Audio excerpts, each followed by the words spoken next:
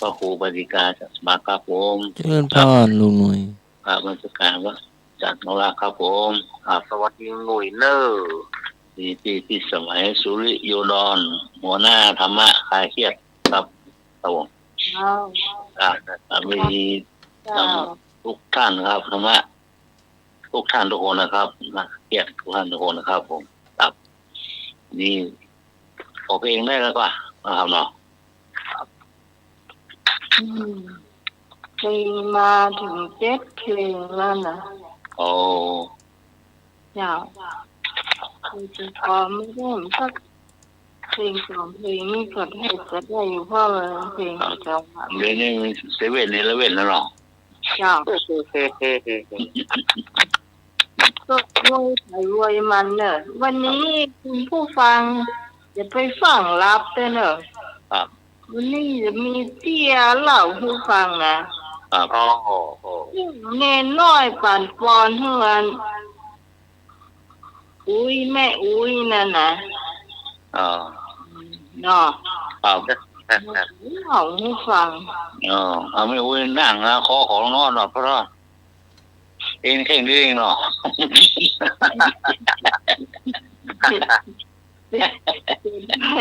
เป็นได้ดีว่าน้ำดีนะครับทางรับนอนนั่นเด้อคนใดรับนอนเนี่ยมันจะฟังไฮไลท์นะพ่อไฮไลท์ชั่วโมงสุดท้ายเนอะชั่วโมงสุดท้ายเนี่ยหัวหน้าไม่รับก่อนลำโพงเวลาเป็นนี่นะโมงเหรอไม่โมงไปหรอ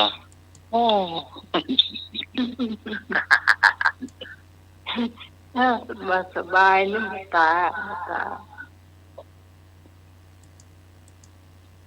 คุณผู้ฟังจะขอเพลงอย่างเห็นนิทานกับมาแล้วเร็วนี่นะครับพ่อครบรถนั้นนิทานนะพ่อ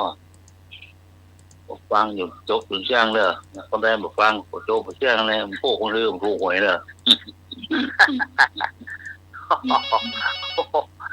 เหมือนอ่านนี่แหละว่าหวยเนอะวันนี้นะเพลงนะเนอะว่าหวยค่ะเจ้าเพลงเก่าแต่ว่าหวยครับครับเพลงหวยเนาะจำกันบ่ได้แกของกระบูเกี่ยวกันถ้ากันบ่ได้กันเนาะใครร้องแม่ใครร้องครับ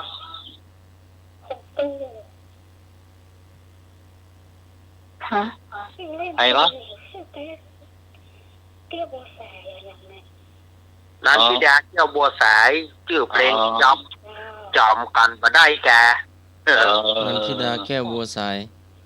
นันทิดาแก้วบัวสายเนาะนันทิดาแก้วบัวสายโอ้เก่งนะนี่แม่จำได้ดีเบลล์เบลล์แล้วเนาะแม่เนาะจอมกันบ่ได้แกครับแค่ประเด็นครับนี่มุมประเด็นตาประเด็นเนาะครับตาประเด็นวิธีมันน่าต้องจำมาก็ได้เนาะครับจับครับแดดเนาะอ้อนก็แดดออกนึง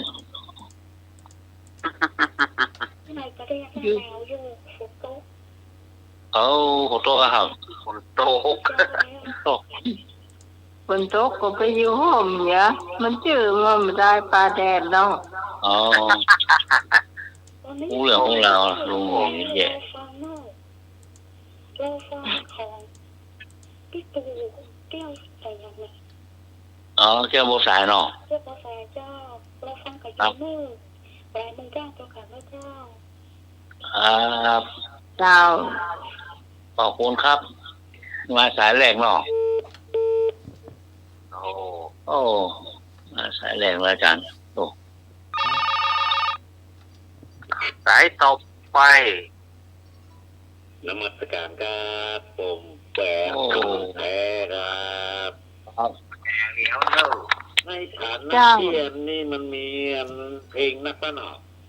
เอาเพลงโวยโจ้เลยเนาะประขอครับเนาะฟังร่วมกันเนี่ยครับเนาะ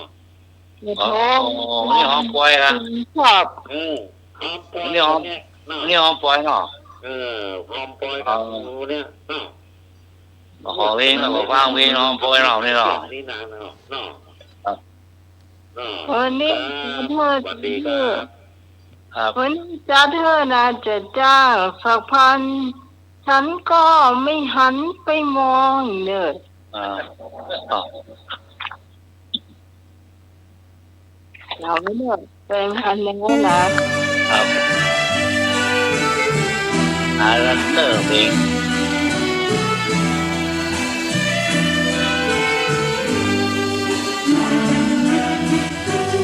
สั่งคนหลายใจสั่งคนหลายใจจะรักผู้ใดหักใครแท้นี้หักจริงก็บอกอย่าหลอกให้ซ้ำหรือดี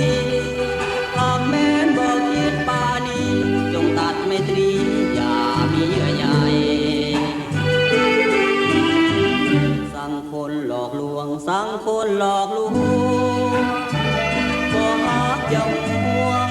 คำห่วงห่วงใยจับปาสองมือแล้วจะคือได้อย่างใด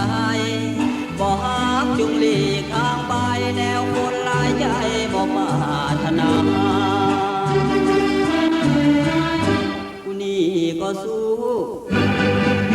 ผู้นั้นก็สู้บ่ฮู้เมื่อใดจะคายกันวิวาจะอยู่ล่วงโลกหรืออยู่เป็นเท่าคำฟ้าหรือผู้วิวาอาบ่โคพาสั่งคนหลายใจสั่งคนหลายใจบ่ฮักบ่พายแล้วอย่าลูกพวงกันแม้บ่ฮักแท้จงแก้โซ่สายสัมพันธ์ให้คลายห่วงออกจากกันตราบชั่วชีวันอย่าพบกันเลย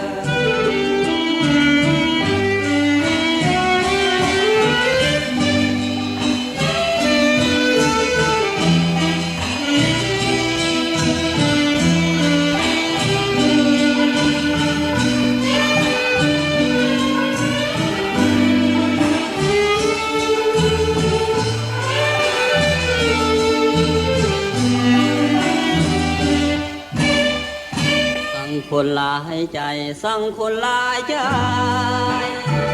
บ่ฮักบ่พายแล้วอย่าลวงกันแม้นบ่ฮักแท้จงแก้โซ่สายสัมพันธ์ให้คลายห่วงออกจากกันตราบชั่วชีวันอย่าพบกันเลย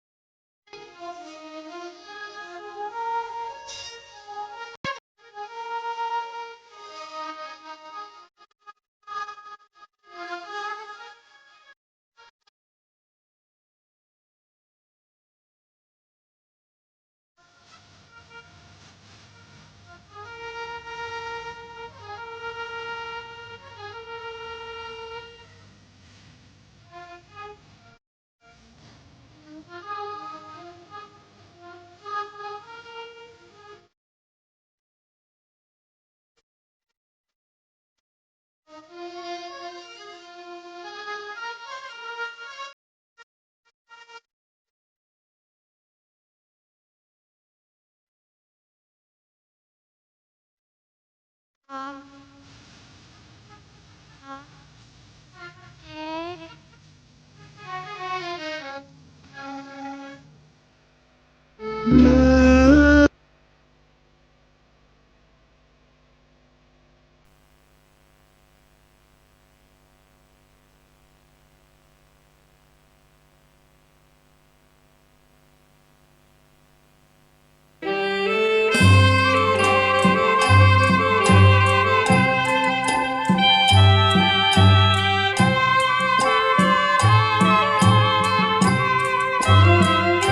ะจ้างสักพัน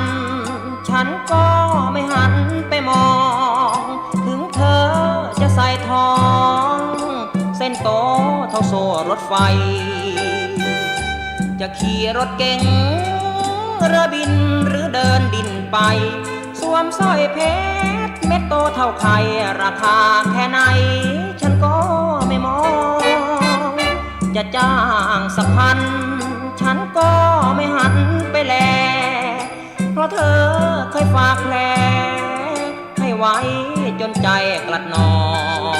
ง จะเป็นคุณหญิงคุณนายฉันก็ไม่มอง ถึงอย่างไรเธอก็ยังต้องขึ้นชื่อว่าคนสองใจทุกวัน ก่อนอยู่บ้านนาเขาเรียกกันว่าอีกลอยมาอยู่กรุงเทพมีผัวในร้อยเปลี่ยนจากลอยมาเป็นแรมจันทร์แรมจันทร์แรมใจดีดีไปตัวใครตัวมันซื่อเกินไปถึงไล่ไม่ทัน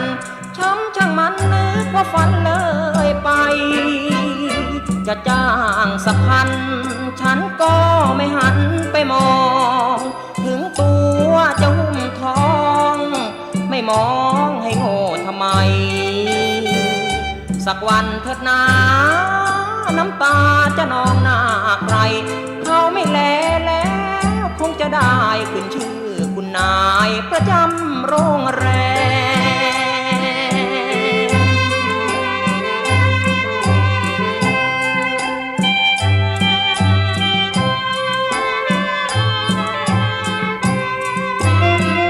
ก่อนอยู่บ้านนาเขาเรียกกันว่าอีกลอยมาอยู่กรุงเทพมีผัวในร้อยเปลี่ยนจากลอยมาเป็นแรมจันทร์แรมจันทร์แรมใจดีดีไปตัวใครตัวมันซื่อเกินไปถึงไล่ไม่ทันช้ำช่างมันนึกว่าฝันเลยไปจะจ้างสักพันฉันก็ไม่หันไปมองถึงตัวจะหุ้มทองไม่มองให้โง่ทำไมสักวันเถิดนาน้ำตาจะนองหน้าใครเขาไม่แลแล้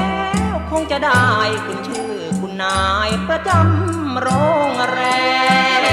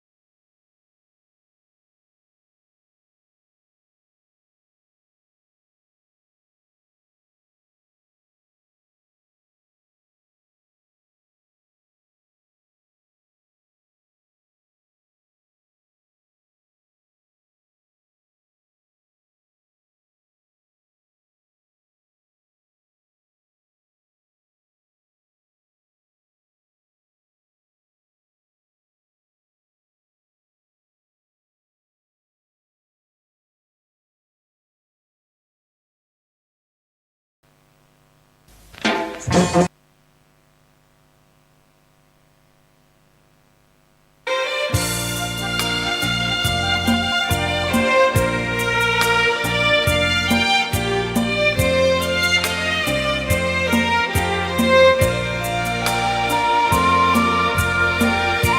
ากไปให้พ้นคนหลายใจรักแล้วไว้ใจไม่ได้เจ็บปวดดวงใจเหลือทนชาตินี้ขอเกลียดผู้หญิงร้อยลิ้นมารยาเหลือทนวันละกี่คนเล่าเธอจ้าเธออยากไปให้พ้นคนหลอกลวงช้ำรักจนน้ำตาร่วงโดนรักยิงลวงจนเซ่อใจ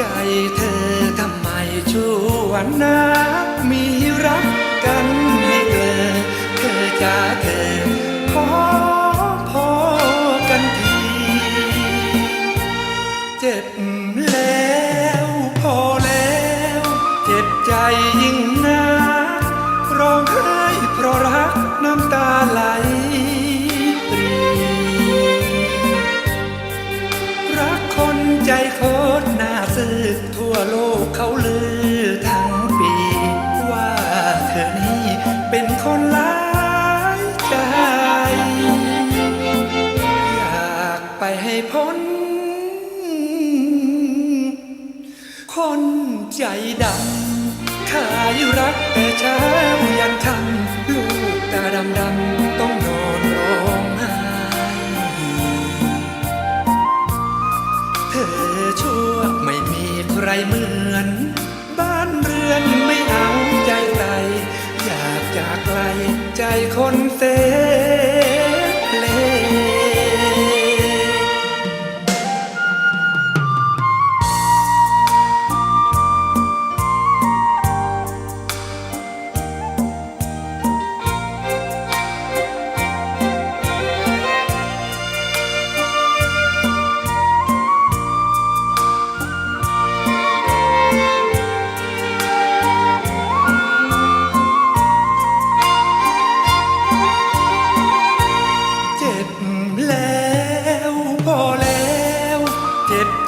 ยิ่งนั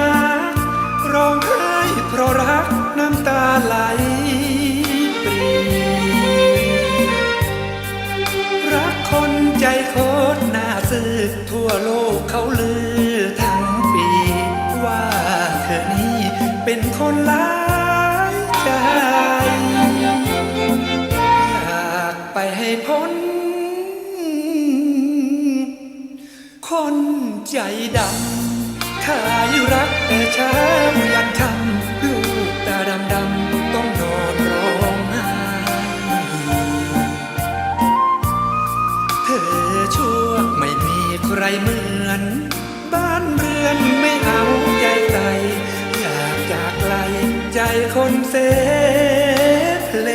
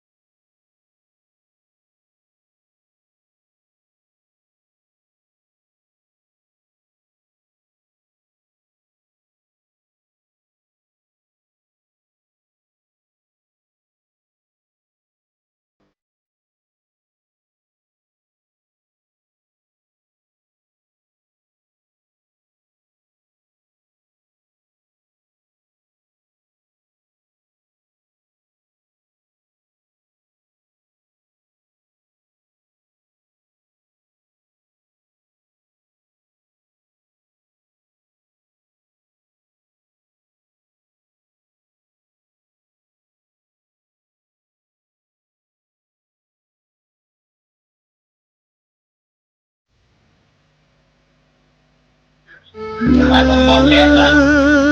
มันไม่มันแค่กับความแข็ง ไปแล้วเนอะคุณผู้ฟัง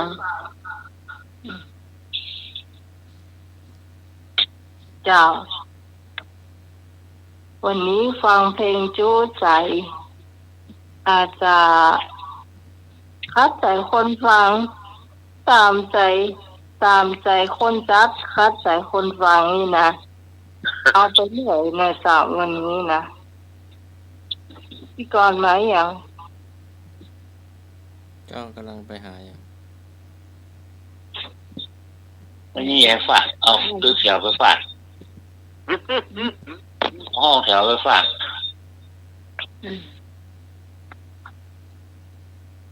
วันนี้ฟังเพลงได้นักหน่อยเนาะจังว่าอวย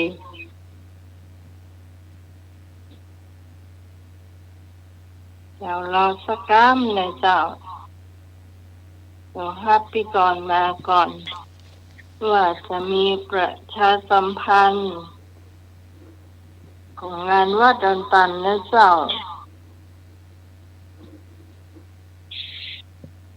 แล้วก็จะมีรายชื่ออยู่ที่ปีก่อนเนาะมันนักลำไปนั่นหน่อยจำไม่ได้เนาะ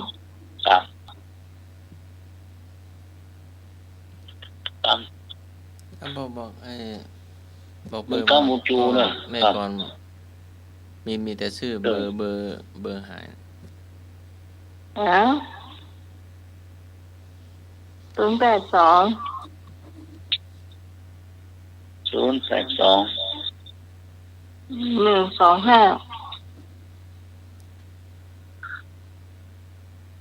2012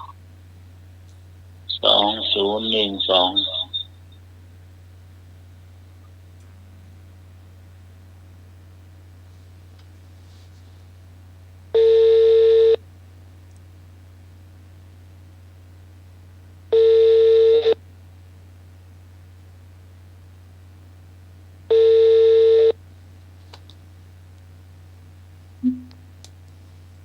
ค่ะ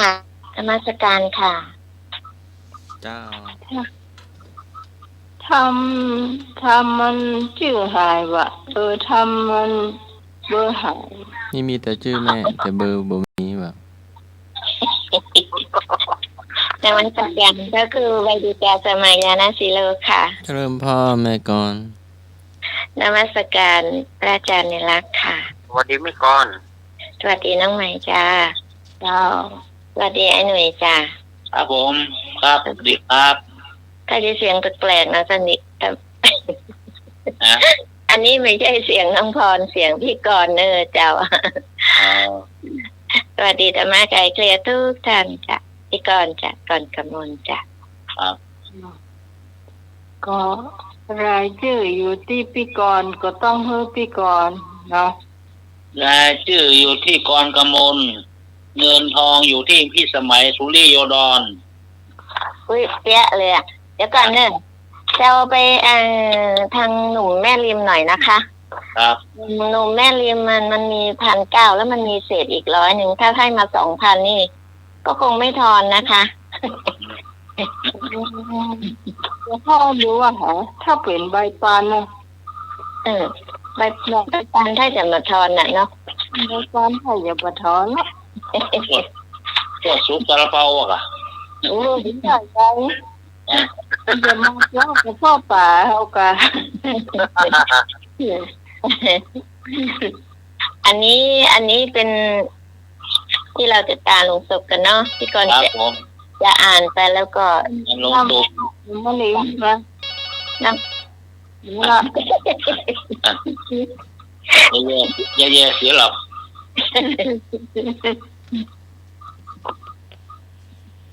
เจ้า เอาไปเลยครับ 2,000 ครับ ว่าเลยเขาเหมือนพ่อป่ามาทำส่งกับ ปอกแน่เนาะ ขอบคุณนะขอให้อายุมั่นยืนยาว103อันนี้ บุญนักเด้อบุญรักษาลูกพลังน้ำลง 2,000ให้เขาถ้าอย่ามาถอนเลย ลูกอันนะบ่องใส ต้องถามเจ้าของเป็นก่อนเนาะ เป็นเป็นอนุญาตแล้วจะให้เขาก็ได้เพิ่มไงเพราะว่ามันมีเศษของพี่นาน74อยู่ก็จะได้เพิ่มเข้ามาจัดได้หัวมาปะกันเนี่ยโอ้มันจะให้มันจะยิ่งแบบจะปะกันนะมันจะเรื่องมาน่ะพอต้องโอ้ต่ออยู่คนตีคนตาอันนี้เป็นคนอ่านเลยเจ้าวันที่9 พฤษภาคมเจ้าเวลานี่ก็เริ่มตั้งแต่บวงสรวงตั้งแต่ไม่เช้าไปนะก็มันจะเจ้าเนาะจ้ะ8:39 นาที แล้วก็ช่วงสืบชะตานี่จะมีบ่าย2กันเนอะเจ้าแต่ว่าพระที่เปิ้นนิมนต์ก็น่าจะมาก่อนนะเจ้าอาจารย์สมัครก็เป็นหนึ่งในนั้นที่พระอาจารย์ตั้งเฮเปิ้นนิมนต์เอาไว้นะเจ้าเนาะพิธีกรก็เป็นพี่นานเจสีนะเจ้าเนาะคงจะได้ปะเนาะได้พวกกันอยู่ก็ตอนแรกก็นึกว่าจะมีกับข้าวอยู่แค่2 อย่างหรือว่า2 อย่างเนาะตอนแรกมีหมูปิ้งกับข้าวต้มแต่ตอนนี้เพิ่มเป็นกระเพาะปลาเพราะว่าอย่างพี่พรเปิ้นลูกละปูนมาแฟนเปิ้นชอบอยากกินกระเพาะปลาก็เลยเอาแบ่งเกิ่งไปเลยเนาะ6 ปันเดี๋ยวนี้มันบ่ใจ6 ปันแล้วนะเป็น6 ปันแต่ไหนนะ6,200ว่านะ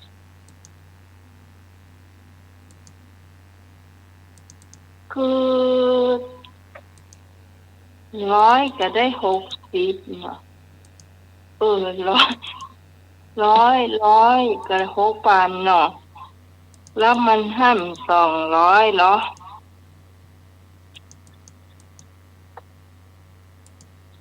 แม่นกว่านี้น้องหมายชีพพิษกันนี่หัวหมดนี่ก็เดี๋ยวพรุ่งนี้ค่อยอันคิดแล้วค่อยมาตอบดีใจอันบ่าวแม่ริมอันอัพไปเลยเนาะดีใจขอบคุณนะไอ้เนี่ยอันนี้พี่ก็จะอ่านอันใดชื่ออันที่เราตาลงตรงเนาะมีอาจารย์สมัครมุนทากุลเนาะวัดสายหินอันนี้100เนาะอันนี้มันจะ100หมดพี่กรจะไม่อ่านว่า100ก็คือรู้กันว่า100เนาะที่ตาลงศพนั่นนะแล้วก็อาจารย์นินรักปัญญูนันท์วัดสันติเดี๋ยวพึ่งลืมไปตรงไหนลืมบวกเนาะลงศพ100โรงทาน600รวมเป็น700จ้ะแล้วก็อาจารย์เนรรักปัญญูนันท์ลงศพ100โรงทาน100รวมเป็น200จ้ะแล้วก็อันนี้ครอบครัวน้องใหม่เนาะมีพ่อแดงสุริโยดรแม่ชื่นสุริโยดรน้องพี่สมัยสุริโยดรแล้วก็น้องสัสิ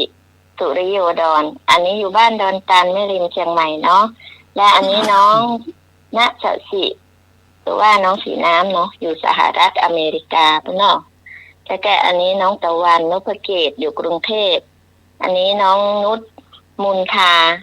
แล้วก็แฟนของผมเนาะคุณเกียรติศักดิ์ถวันวานิชกุลอันนี้อยู่บ้านต้นพึ่งจ้ะ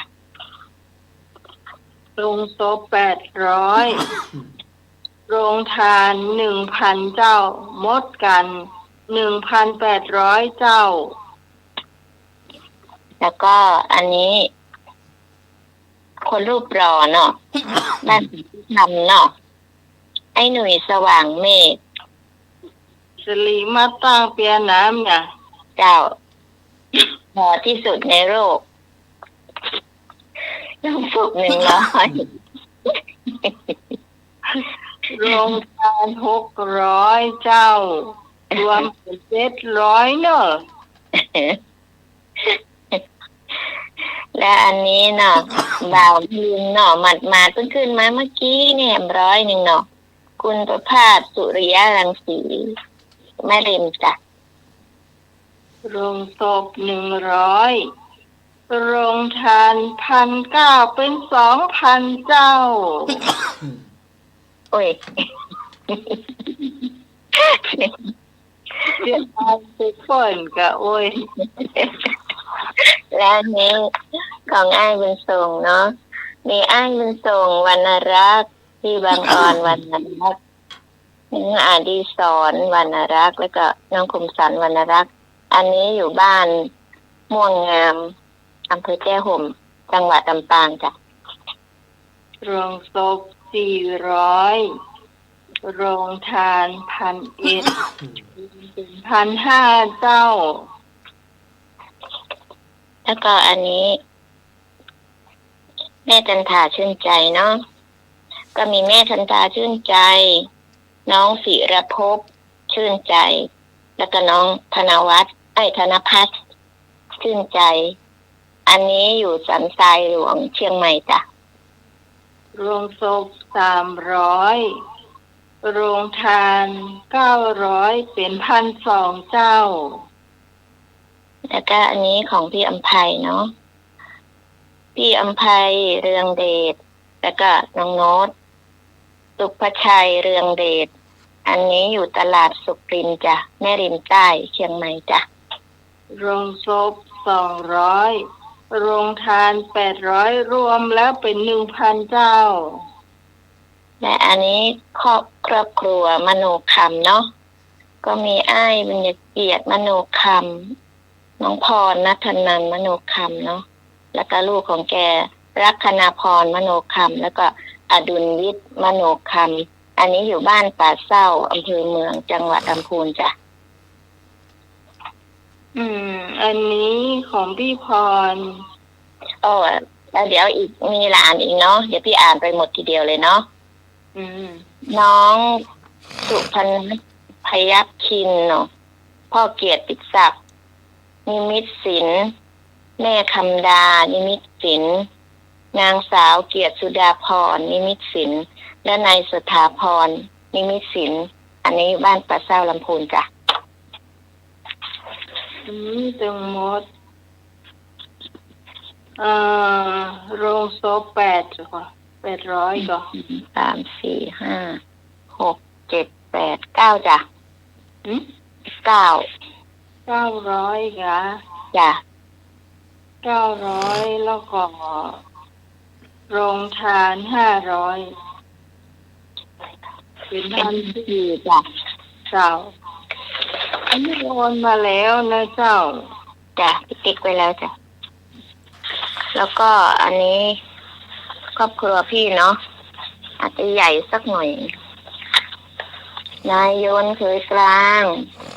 นางกรกมลเคยกลางและก็นายศรีภัยเคยกลางอันนี้อยู่เมืองไทยนี่เนาะบ้านดอยน้อยพัฒนาหนองหานเชียงใหม่จ้ะแล้วก็อันนี้ลูกพี่เนาะนิพาพรเกิดบางทรานหลานเมกกี้หรือว่าไมเคิลทรานแล้วก็แฟนของแกเนาะที่เบนจามินทรานอันนี้อยู่เมืองซิดนีย์ประเทศออสเตรเลียจ้ะแล้วก็อันนี้น้องสาวพี่เนาะน้องสาวอัชรารัตน์ยิ้มเขียวอยู่บ้านวังแดงจังหวัดพิจิตรจ้ะแล้วก็น้องชายอีกคนหนึ่งชื่อสุภาพยิ้มเขียวอยู่กรุงเทพจ้ะอันนี้หลานนางสาวพรพันธ์ฟักเงินอยู่อุบลราชธานีจ้ะทั้ง900จ้ะ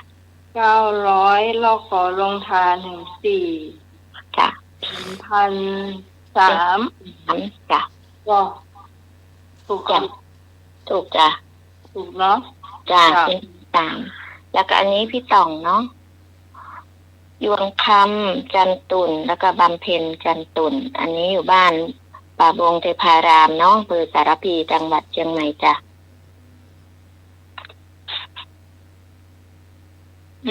อันนี้โรงศพ2จ้ะลงทาง3จ้ะเป็น500เนาะจ้ะเป็น500ที่2จ้ะและอันนี้คนสวยของเราเนาะพี่พรหรือว่าพี่พรเอราวัณเนาะประทุมพรจุงปามันบ้านสันติคำเชียงใหม่จ้ะเจ้าอันนี้โรงศพ100โรงทาน500เจ้าอันนี้โอนมาเรียบร้อยนะเจ้าขอบคุณท่านนักนะเจ้าพี่พรจ้ะและอันนี้พี่สาวอารีเนาะวันเพ็ญเชื้อคำฟู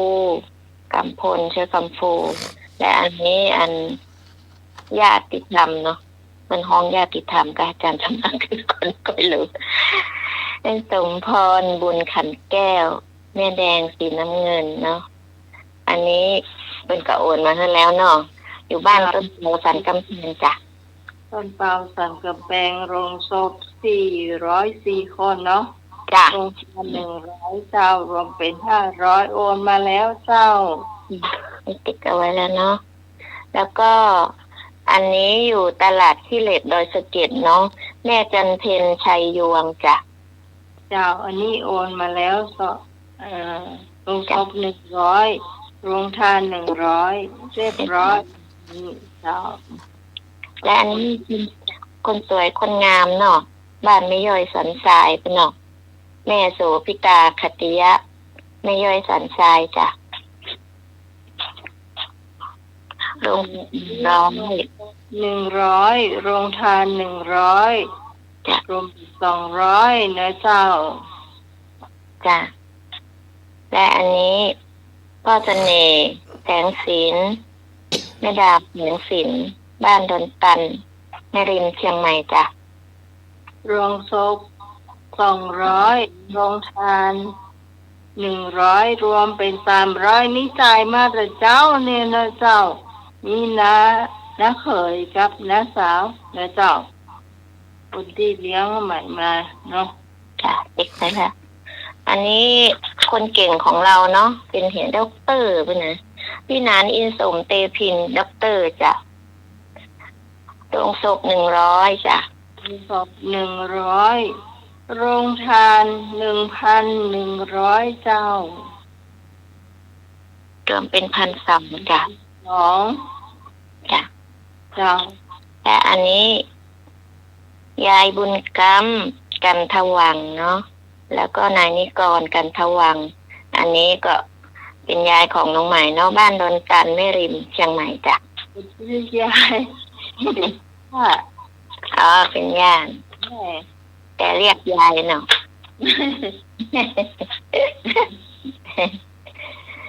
ไอ้หนูเข้าหาเลขเจนไป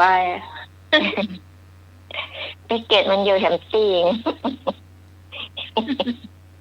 เดี๋ยวให้ไอ้หนุ่ยเขียนด็อกเตอร์เนาะของพี่นานเนาะหาเลข8มาป้าแหมเนาะไอ้หนุ่ยเนาะ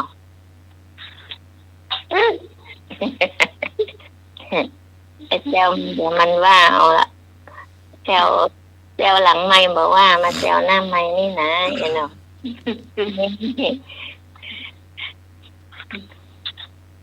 ถึงมดถึงมวลกันมีอยู่53ท่านด้วยกันเนาะเจ้าส่วนป้ากับนครนี่ก็เด็กประกามเนาะสำนักกรนี่เปิ้นก็อาจจะมีโรงทานเปิ้นต่างหากเนาะมีการเอาไปจวนเปิ้นมาทำโรงศพเปิ้นก็มาเจ้าก็ดีแล้วจะได้มีหลายๆอย่างเนาะจ้าเอาวันนี้ก็ชื่อของใครหาให้ตกหล่นก็โทรเข้ารายการได้นะจ๊ะ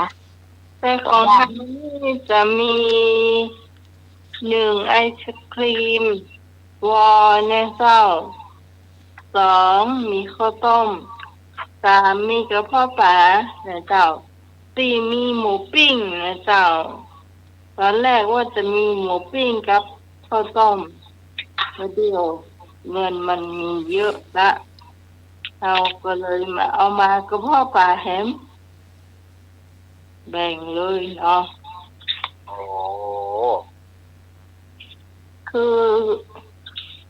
อค่าอาหารได้หมื่นปลายแล้ว 12,000นะตอนเนี้ย 1200ก็จ้ะ10,000กับ200 200เจ้าก็อันกระเพาะปลากับอันอย่างก็ข้าวต้มอย่างละเท่าใดตอนแรกว่าอย่างละ 3,000 อ่ะจ้ะ3,000 มันก็60มันก็120เนาะใช่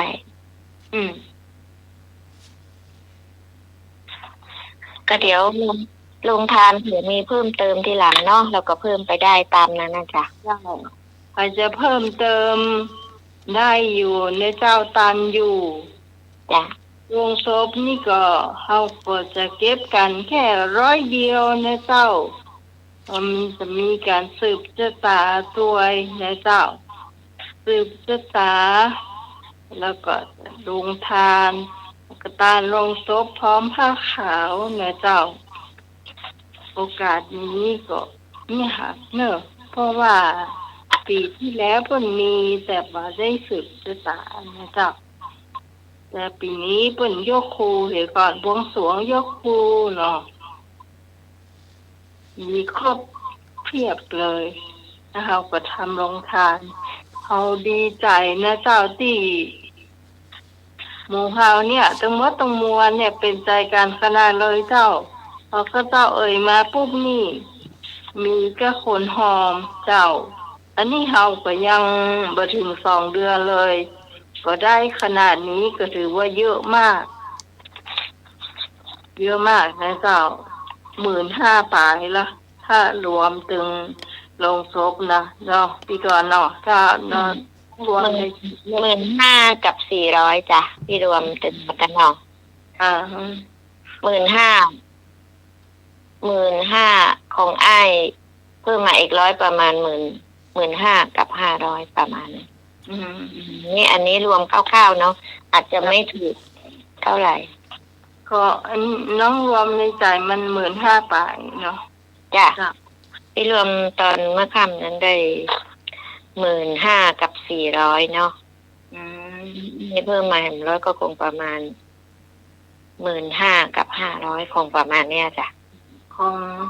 องอันไอ้ประภาสตรงแม่ริมนี่ก็โอเคละปอละไปดูเปิ้นอันนี้แซวเล่นหมดไว้ถึงบ่ห้อมก็มาเป็นหยังแต่ตอนนี้อันมาจะเรียกปีกบ้านตัวเนาะถึงเวลาปีกก็จะห่อปีกบ้านตัวอย่างพี่นาเจสีข้าวก่อนนี่ก็ไม่ได้กินก็พ่อป่าสักคำแต่คราวนี้จะห่อปีกบ้านตัวเองเหรอเดี๋ยวให้อย่างตึงกับข้าวต้มตัวตึงกับพ่อป่าตัวจะห่อปีกถึง2อย่าให้น้องนุชเป็นคนเก็บเอาไว้อันนั้นเนาะก็ได้ไหมที่เปิ้นหอมนักกันเนาะก็จะเก็บไว้ให้เนาะอย่างบางคนเพื่อนก็ไม่ได้กินเนี่ยเนาะแม้แต่อาจารย์สมัครก็มาตอนช่วงบ่ายเนาะก็จะดีเนาะโอเคเนาะจ้าอันพูดถึงอาจารย์สมัครมาก่อนฉันเพลก็ได้พูดถึงเนาะอาจารย์สมัครมาก่อนฉันเพลก็ได้คือมาอยู่หมู่น้ำไหมขาวเนาะคือมีอาหารอยู่แล้วใช่มีอาหารของเฮาอยู่แล้วหลายอย่างที่บ้านหรือว่าที่ไปที่วัดเลยเพราะว่าหมู่เฮาจะอยู่ตรงห้องเลยหมดเลย ของหนูนี้จะไปอยู่ที่วัดตึงหมอกันแน่ไปที่วัดเลย ไปที่วัดเลยแล้วก็หาโทรหาน้ำไหมเนาะโซเฟอร์ไปก่อนหรือว่าไปเอกคนเดียวฮะโซเฟอร์ไปตัวโนไปก็ไปตัวกะเพิ่นก็ไปกินข้าวกันพาน้อยพกไปก่อนหรือว่าไปคนเดียวก็เลิก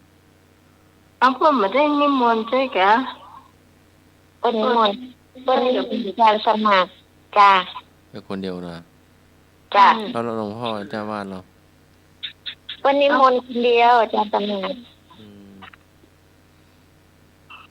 วันนิมนต์กี่รูปล่ะ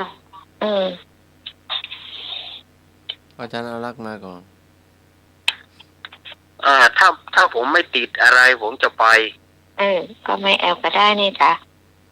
ครับถ้าไม่ติดงานนะจ้ะเพราะว่ามันอยู่อีกไกลเนาะวันข้างหน้าไม่รู้อะค่ะน่ากะถ้าเผื่อว่างนี่นะถ้าว่างก็จะไปครับจ้ะวันอาจารย์เอารักวันไหนพออาจารย์74ก็ถามฮะงานอาจารย์เอารักวันที่31แล้วก็วันที่1เจ้า2 วันใครอันเคยมาก็มาเลยครับน่ะนิมนต์ตัวครับน่ะ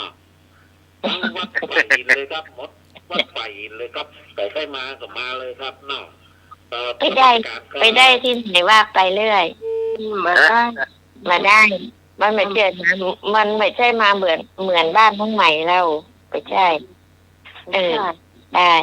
นี่มันเป็นจิตนิมนต์ที่เปิ้นทางวัดเปิ้นนิมนต์เฮาบ่ใช่นิมนต์นะใช่ไม่ใช่บ้านน้องใหม่แล้วบ้านน้องใหม่นิมนต์ได้ได้เนาะแต่ว่าเขานี่นี่น้อยก็มาได้หมดอ่ะใช่แต่ว่าแต่นี่ทางวัดเนาะทางวัดทำจักได้ตัวแต่เนี่ยอยากให้อาจารย์สมัครมาก่อนเพนะจะสมัครเนี่ยมาได้เพราะว่าหมู่เฮาทีมงานไงใช่ทีมงานไม่ใครเครียดไงก็หมู่เฮาก็บ่ต้องไปนั่นถ่ายแล้วมีอาหารการกินเพียบละใช่เยอะแยะมาก่อนได้เนาะโอเคจ้าขอบคุณจ้าหาที่พี่บานกันเนอจ้าครับแล้วเนนผู้จัดรายการก็ตอนเจ้าที่3ครับอันนั้นเนนเล่านิทานก่อนเนาะครับก็มาถึงช่วงนิทานเนาะก็ก่อนที่จะไปถึงนิทาน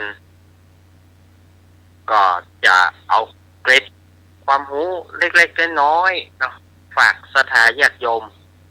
แต่กี้นี้ถ้าญาติโยมฟังเพลงที่2ของ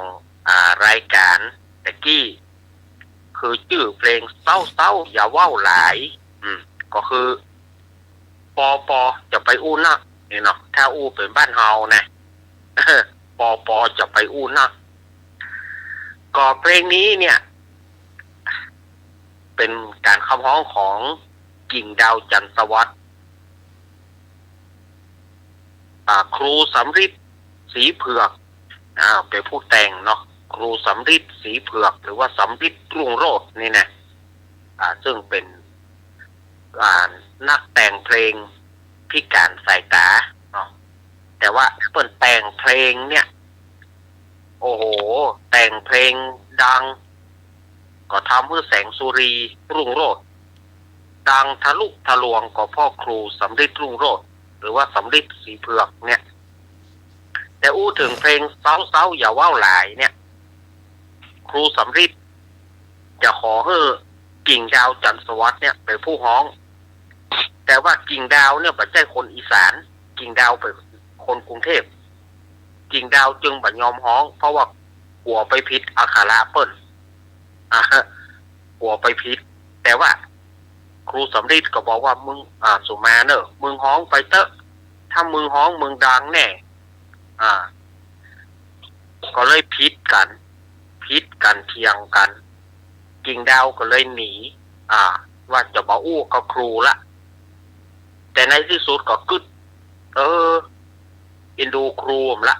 ก็เลยปิกมาขอฮ้องเพลงเนี้ยแล้วก็บอกว่าถ้าหนูฮ้องผิดนะครูห้ามว่าหนูนะถ้าหนูฮ้องผิดอย่างใดครูห้ามตำหนิหนูนะเพราะว่าหนูต้องบอกแล้วว่าหนูไม่ใช่คนอีสานหนูเป็นคนกรุงเทพเอาเต้นหน้าถ้ามึงฮ้องมึงดังก็เลยฮ้องเพลงนี้ขึ้นมาแต่มันมีจุดสุดท้ายของเพลงนี้มันจะไปใหญ่ไปหน่อยหนึ่งภาษาไทยประหยัดกล้วยนักเรียนจนมีชื่อหมูแปลว่ากระบือสุกรนั่นหรือแปลว่าเนื้อควายมันจะไว้พิษมันจะไปยันแต่มันก็สร้างสีสันนะเพลงนี้ก็ดังทะลุทะลวงขึ้นมาความจริงกิ่งดาวนี่มีหลายเพลงอยู่แต่ว่าวันนี้เอาเพลงเนี้ยเศร้าอย่าว่าวหลายซึ่งมันบ่มีใครขอก็เลยว่าเอามาเปิดเนาะเพื่อกับสถานญาติโยมอันนี้ก็เอามาเล่าเป็นเกร็ดเล็กเกร็ดน้อยเพื่อสถานญาติโยมเราได้ฟังกันนิทานวันนี้จะเอาเรื่องลุงทองบังเอิญนี่มันเป็นจะได้ลุงทองบังเอิญ ชื่อลุงทองแต่ว่าถามว่าเป็นนามสกุลเปิ้นกะก็บ่ใช่นามสกุลบ่ได้บังเอิญหรอกแต่ว่ามันบังเอิญอย่างหลายๆอย่างก็คือลุงทองเนี่ยทำงานอันใดก็ทำมาหมดละนี่หรอแต่อยากจะหากินรายเบาที่ได้เงินนักไปหากินรายใดเนี่ยลุงทองแล้วจะให้ได้เงินนักอีกก็เลยปรึกษากับหลานเบาเนี่ยลุงทองมีหลานเบาคนหนึ่งหรอปรึกษากับหลานเบาถามหลานเบาว่าเขาจะเนี่ยอย่างใดหากินรายใดที่มันเบาๆที่บ่ต้องได้ออกเองแล้วก็ได้เงินนักไอ้แดงหลานเบาก็เลยบอกว่าก็เอาอย่างอี้ค่ะลุงเป็นหมอดูค่ะเป็นหมอดูไทยเมื่อไทยแม่นนั่นแล้วกูก็บอกฮู้สักอย่างนี่บอกเฮ้ยเตือนแน่ว่าไปเตอะว่าไปเตอะเผื่อมันจะถูกสักอันหนึ่งแน่นี่หรอลุงทองก็เอาเจือกำหลานเอาก็เอาไปหากินไรเบาแต่ขอคือได้เงินนักพอละขี้ค้านนั้นทำงานนักบอกเฮ้ยทำงานนักได้เงินน้อยนี่หรอเอาล่ะลุงทองก็เริ่มตั้งตัวเป็นนั้นหมอดูพอดีว่าปีนั้นเนี่ยฝนที่บ้านลุงทองเนี่ยหรือว่าที่ หมู่บ้านที่ลุงทองอยู่เนี่ยฝนมันบ่ตกชาวบ้านก็เลยปากันหมอดูคนใหม่เพื่อต้องหูกันเนาะเนี่ยหมอดูคนใหม่ต้องหูก็ปากันไปบ้านลุงทอง เอาแล้วลุงทองยุ่งแล้วเฮ้ยเขาก็ปากันไปบ้านลุงทองบอกว่าลุงทองป้อหมอคนใหม่บัดเดี๋ยวนี้บ้านเฮาอย่างใดเนี่ยพอมีฝนบาตกเนี่ยอย่างใดเมื่อใดฝนจะตกนี่หรอลุงทองก็เอาแล้วบ่เฮ้ยเอาความกับมาหากูแล้ว เอาความยุ่งใจมาหากูแล้วความนักใจมาหากูแล้วอย่างนี้อย่างใดแล้วไผจะหูเรากูก็ไม่ใช่เทวบุตรเทวดาที่ไหนรู้ที่จะมาบันดาลให้ฝนที่จะมาให้ฝนตกเนี่ยอย่างใดก็เลยไปซบตากับหลานเบา ซบตากับหลานเบา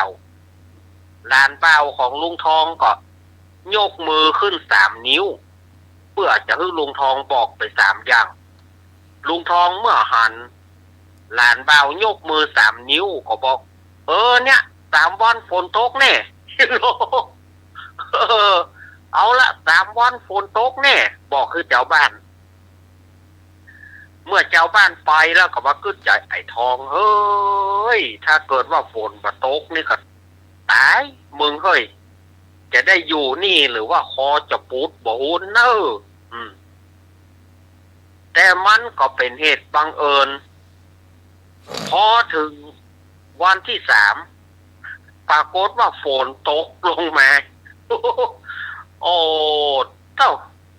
กำนั้นก็ลาบสักการะต่างๆเนาะเขาก็เอาไป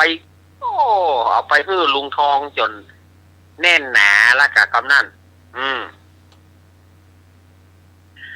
อยู่มาแถมบ่เมินเท่าใดขันตักน้ำของพระราชาหายขันตักน้ำหรือว่าก๊อกโออาบน้ำก๊อกโอตักน้ำนี่นะของพระราชา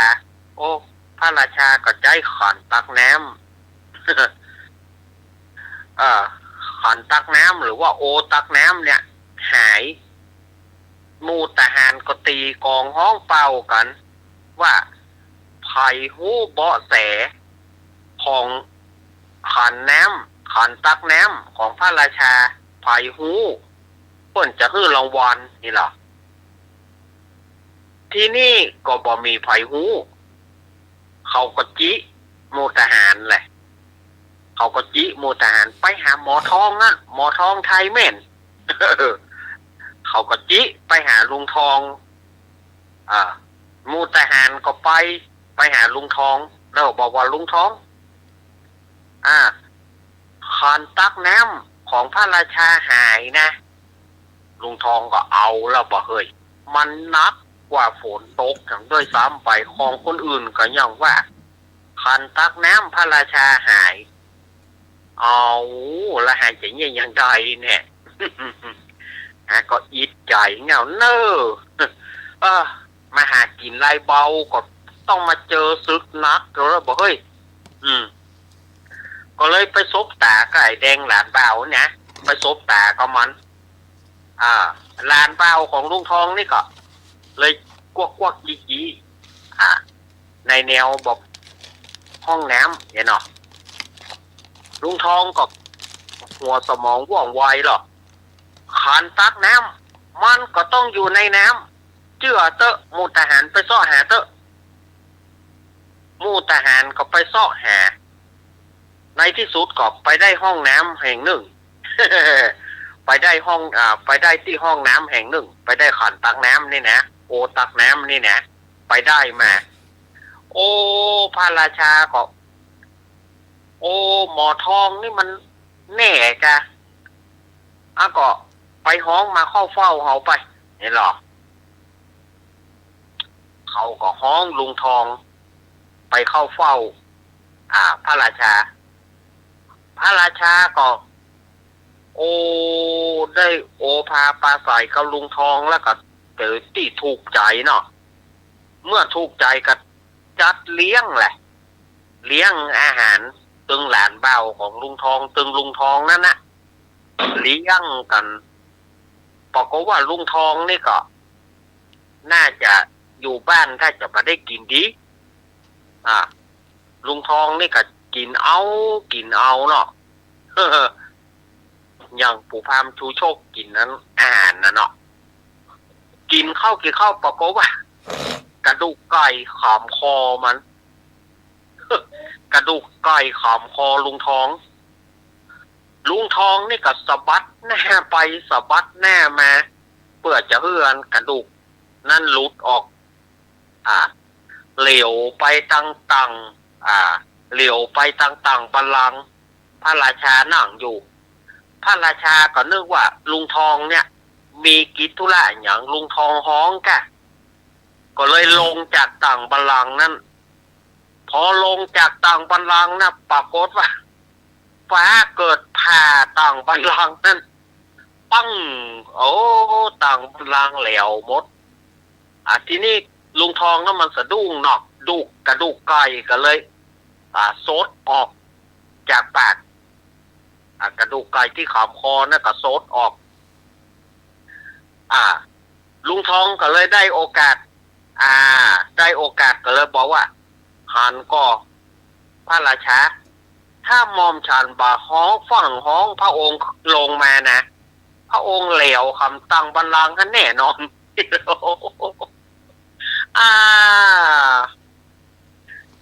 ในที่สุดก็พระราชาก็ต้องเลี้ยงลุงทองนั่นแหละแล้วก็ตั้งให้ลุงทองเนี่ยเป็นราชครูเป็นโหรประจำเมืองไปเลยโอ้โหบังเอิญขนาดนั้นแต่ลุงทองแต่อันเนี้ยเนอะเปิดว่าคนเฮานี่มันรู้จักเอาปัญญาเอาตัวรอดเนาะเอาตัวรอดได้ก็มันเป็นเหตุบังเอิญนะจะไปเอาอย่างเนอะจะเอาอย่างลุงทองนี่นะเพราะว่ามันเป็นเหตุบังเอิญแต่หรอกบังเอิญที่ทำให้เปิดได้ดีมาเนาะอันนี้ก็เรื่องนี้จะแต้บัดแต้ก็บอกว่าเนอะอาตมาเอาจากเรื่องของอาจารย์ยอดเรื่องของอาจารย์ยอดเปิ้นเล่าไว้แล้วอาตมาก็จำได้ก็เอามาเล่าคือสถานญาติโยมได้ฟังเนาะ วันพุกไว้เล่าแถมเรื่องหนึ่งนี่นิทานของอาจารย์ยอดนี่นะวันพุกไว้เล่าแถมเรื่องหนึ่ง วันนี้อาตมาก็จะไว้ได้อีกกันเนอร์วันเดียวพุ่งเมื่อเช้าอาตมาก็ได้จัดรายการประมาณตี 3 ถึงตี 4 เกิงทุกวันอาทิตย์ทุกวันอาทิตย์ที่อาตมาจะได้เล่าได้นำเอาสาระต่างๆเรียกว่าสัพเพเหระปฏิณกะธรรมะค่อนรุ่งไกลแจ้งรายการเสียงธรรมแสงทองตี 3 ถึงตี 4 เกิงทุกวันอาทิตย์อาตมาก็จะได้นำเอาสาระต่างๆเนี่ยเอามาเล่าให้สถานญาติโยมได้ฟังกันคืนนี้ก็ก้าวกับผมขอขอบคุณท่านอาจารย์วิสุวัฒน์วรธิโจนะครับผมขอขอบคุณนักๆครับแล้วก็ขอบคุณท่านอาจารย์สมัครญาณศิโลครับผมแล้วก็โยมปี้พิสมัยตัวเนอร์เจ้าไอ้สาเจ้าหนุ่ยตัวเนอร์สถานญาติโยมได้ฟังกันทุกคนเนาะจะไปฟังหมุนขึ้นหนีไปไหนเตื้อก็ได้เขาฟังรายการของเฮาต่อไปรายการของเฮายังวันนี้ปีของเฮาบอกว่าโอ้ไปฟังรับเนอร์รายการยังมีแฮมจะได้เล่าเรื่องเด็ดๆให้ฟังไงหรอมีเรื่องเด็ดๆจะได้ถ้าฟังเปิ้นเนอร์เนาะสมัยลาก่อนนะขอเจริญพรขอบคุณกราบขอบคุณพระอาจารย์เอารักพญโยนันเจ้าจากวัดจันเหมืองตำบลเวียงหนองง่องอำเภอเวียงหนองง่องจังหวัดลำพูนนะเจ้าต่อไปเป็นคำถามจากอาจารย์สมัครนะเจ้า เป็นผู้ฟังดีๆสัก2 รอบเคยตอบนะเจ้า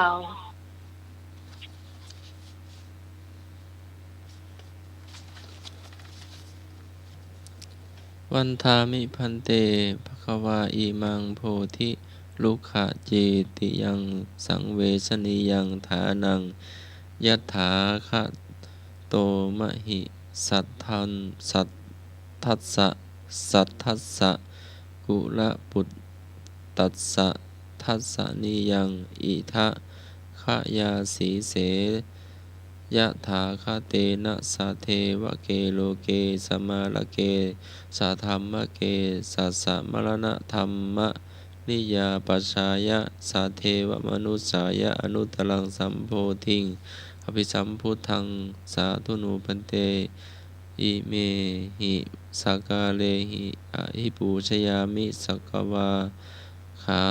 ตัญจะ นะมามิไมหังทีครตังหิตายะสุขายะข้าแต่พระผู้มีพระภาคเจ้าผู้เจริญข้าพระเจ้าได้จาริกตามรอยพระศาสดาถึงแล้วขอถวายอธิวาทต้นพระศรีมาโพธิ์พระเจดีย์นี้เป็น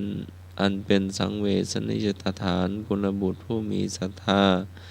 เห็นความเป็นสถานที่พระตถาคตตรัสรู้พร้อมแล้ว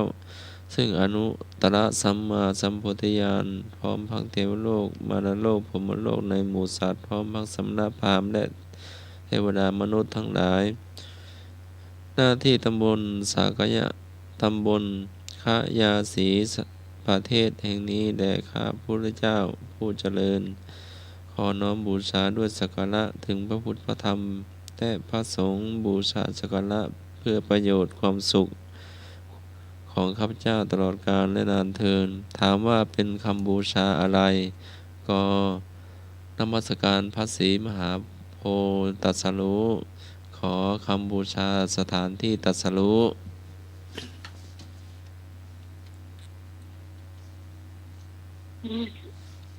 มีสองคำตอบนะเจ้าก็มันน่ายากนะเจ้ามีสองคำตอบให้เลือกกอกับขอก็คาถานมัสการพระศรีมหาโพธิ์ตรัสรู้ขอไข่คำบูชาสถานที่ตรัสรู้ข้อคอคำบูชาพระพุทธเมตตาจ้าสวัสดีเจ้าพี่กรณ์จ้ะพี่กรณ์ตอบข้อขอไข่ฮะข้อไหนข้อไหนข้อไหนพี่กรณ์ตอบข้อขอไข่ขอไข่จ้ะไอ้หนุ่ยหายไปไหนไอ้หนุ่ยหลุดหรือเปล่าจ้ะไม่มีหายไปไหนนะไอ้หนุ่ยได้จะหลุดไอ้หนุ่ยค่ะรูดเก๋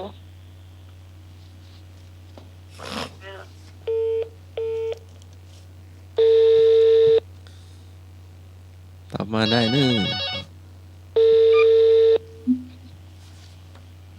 ครับลูกหนู มาตรการกา ลูกหนูไปวัดไหนมาคำตอบสุดท้ายคือ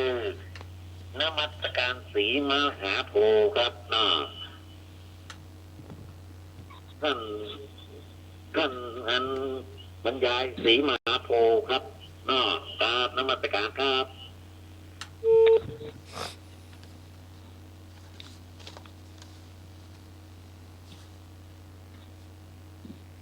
ได้ล่ะไอ้หนุ่ยครับหายไปไหนรุดเจ้าล่ะครับนั่นก็ทักมาเนาะครับ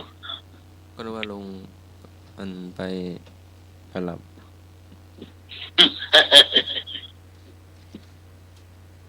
นี่อย่างเดี๋ยวนี้มีอย่างพ่อองค์เลยนี่เลือกได้เลยข้อกนมัสการพระศรีมหาโพธิ์ตรัสรู้ข้อขอคำบูชาสถานที่ตรัสรู้สองข้อแล้วเนาะกอไก่กุ้งครับกอไก่กกมกมาไปไหนหมดนะปลาบงปลาเบิงต้นโพงต้นเปาไหนดักปิ้งหมดเฉลยขอไข่คำบูชาสถานที่ตรัสรู้ขอไข่พี่กรณ์ถูกนี่ไหนนี่พรพระเศร้าไปไหนรับเป็นแล้วเนี่ยรับเพื่อคำถามข้อที่สองวิชาศาสนพิธีสิ่งใดไม่ต้องจัดเตรียมไว้ในงานอวมงคลงอที่กวาดน้ำคอสายศีลกอพระพุทธรูปขอขันน้ำมนต์วิชาศาสนพิธีสิ่งใดไม่ต้องจัดเตรียมไว้ในงานอวมงคล กพระพุทธรูปขอขันน้ำมนต์บาทน้ำมนต์ขอสายศีลงอที่กวดน้ำสลับการอ่านไหมเอาก็ไปอ่าน สลับการเมื่อเหมือเจ้าบาทน้ำมนต์เจ้าเจ้ากราบพระสาพระอาจารย์สมัครยาณศิโรเจ้าห้ามรับนะก็เดี๋ยวต่อใจไปอยู่นะสวัสดีลุงหน่อยเจ้าพี่พร ครับผมครับ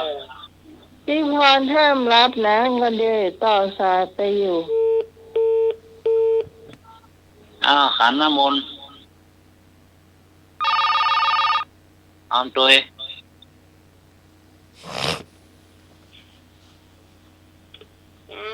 จ้าครับพี่การก็ตอบขันน้ำมนต์ค่ะขันน้ำมนต์เนาะ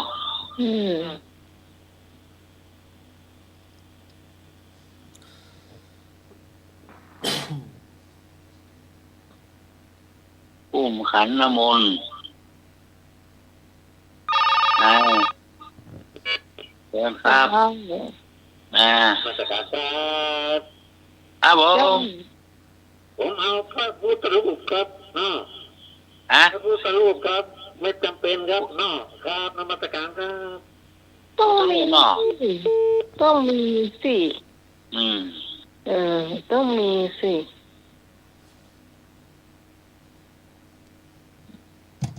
ได้ใส่ศีลก็ต้องมี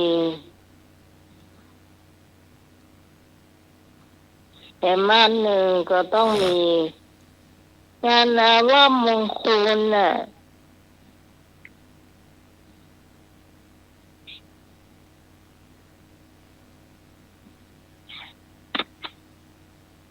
ที่มันมาต้องประจำเป็นต้องมีก็คือ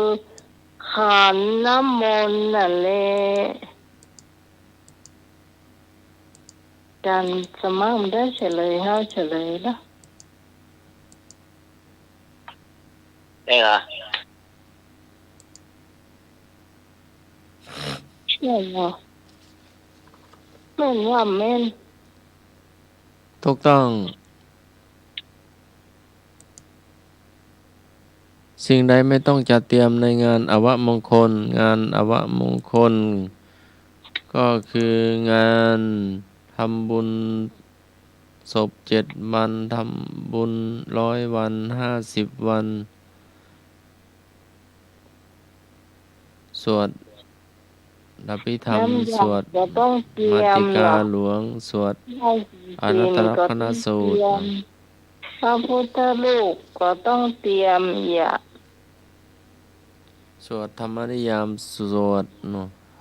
ดธรรมนิยามสูตร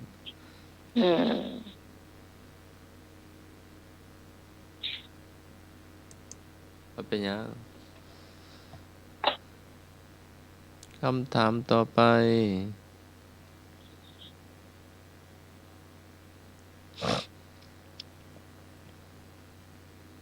พระเถระรูปใดได้ชื่อว่าเป็นยอดกตัญญูก็พระอัญญาโกณฑัญญะขอพระสารีบุตรขอพระมหาโมคคัลลานะงอพระอานนท์วิชาพุทธประวัติพระเถระรูปใดที่ได้ชื่อว่าเป็นยอดกตัญญูก็พระอัญญาโกณฑัญญะขอพระสารีบุตรขอพระมหาโมคคัลลานะงอพระอานนท์อย่าต้อยได้เลยสารีบุตรเจ้าโดยสารีบุตรเนาะคำตอบสุดท้ายคือพระอานนท์รับกับนมัสการอานนท์เนาะครับมีรับบุญแล้วก็สารีบุตรอันนั้นเป็นพันแท้แก้วพระอานนท์ครับเจ้ากับอุโบสถพระสารีบุตรจ้ะสารีบุตรเนาะครับเพราะว่าเพิ่งบวชให้พระพุทธเฒ่าที่ตักข้าวใส่บาตรปากเดียวนะคะ เอ่อ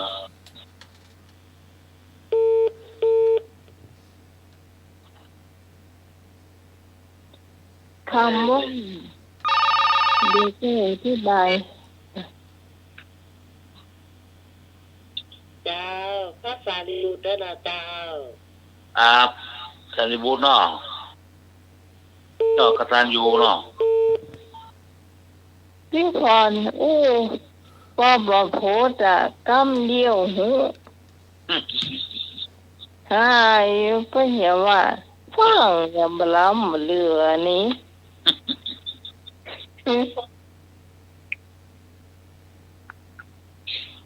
ครับสมนึกบุญาวงศ์ไม่ไหนอ่ะ เสยถูกต้องพระสารีบุตรนะไหม ดูถูกคนเดียวหมด เนี่ยคำว่ารู้อันกตัญญูนี่นะ มันจะหมายความว่ารู้ราตรีนาน รู้ราตรีนานนี่มันก็ขยายความได้เข็มต่อหนึ่ง ครับ เพิ่นรู้ทุกอย่างแม้แต่ทรายหนึ่งกับมือเพิ่นยังรู้หมดเลยว่ามีกี่เม็ด โอ้ ขนาดนี้ ครับ อันนี้มันอยู่ในข้อสอบที่ข้าเจ้าเจอ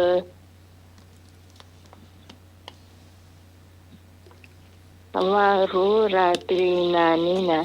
โอ้ แต่มันอยู่คำนี้นะครับ มันมีความหมายขยายออกไปเห็นยาวต่อไป คำถามรอบตัวหน่วยนับกระดาษเรียกว่าอะไร กอลิม ขอกิบหนีบกระดาษ คอปึบกระดาษ หน่วยนับกระดาษเรียกว่าอะไร กอลิม ขอกิบหนีบกระดาษ คอปึบกระดาษ ปึกกระดาษเนาะ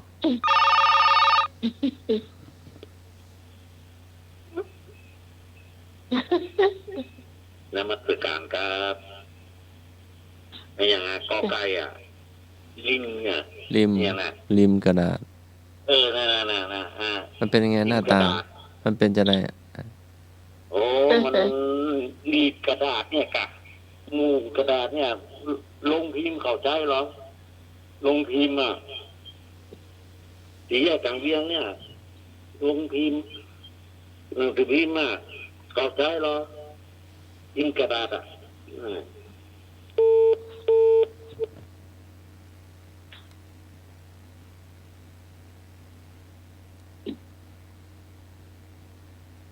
คำถามมันว่าอะไรก็ หน่วยนับกระดาษเรียกว่าอะไร กอลิม ขอกิบหนีบกระดาษ คอปึบกระดาษ ก็มันน่ายากนะเนี่ย มันชอบเขียนนะล่ะพิมพ์กระดาษนี่มันที่หนีบใบใหญ่ แต่ที่มีพวกมีติ่งฮัลโหลพ่อทำมีพ่อเนาะ ที่นับปะแล้วขอไข่เนี่ย ก็มีติ่ง แล้วขอไข่เนี่ย กระดาษก็มีติ่ง พิมพ์กระดาษเนี่ย ไก่นั่นแหละริมนั่นแหละเจ้า มันเป็นจะไดแม่ ครับ ริมกระดาษ ริมแม่น้ำปิงอ่ะ ครับ หรือว่าริม ไปอยู่อย่างริมแม่น้ำพิง บ้านอยู่ริมฝั่งคลอง ใช่กับว่าริมเนาะ จ้าไปก็จะเอาข้าวกับแกงกันจ้ะ ขอไก่เนาะ เจ้า ริมคลองเนาะริมกระดาษ เดี๋ยวพี่ก่อน ฮะ จะอันที่เพื่อ20 บาท ฮะ เพลงอ่ะร้องให้จบ ใส่แล้วสิ เดี๋ยวที่เพื่อ20 บาท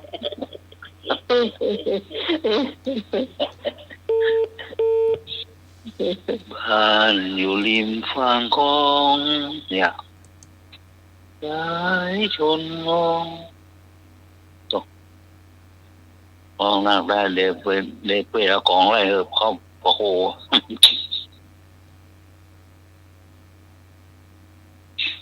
เอาเฉลยครับ มันแล้วใจก็บึบเนี่ยข้ออย่างบึบอ่ะ หน่วยนับกระดาษเรียกว่าริมกอไก่ถูก แล้วบึบเนี่ยอะไรอย่าง ปึ๊บกระดาษ ปึ๊บ ปึ๊บกระดาษ ปึ๊บ กัน อะเป็นปึ๊บเนาะอ๋อ มันเป็นปึ๊กหรือว่ามันจะได้นะไหมปึ๊กกระดา เป็ ษ นปึ๊บเหมือนเนี่ย มันน่าจะเป็น มันหนา นาปึ๊กอะ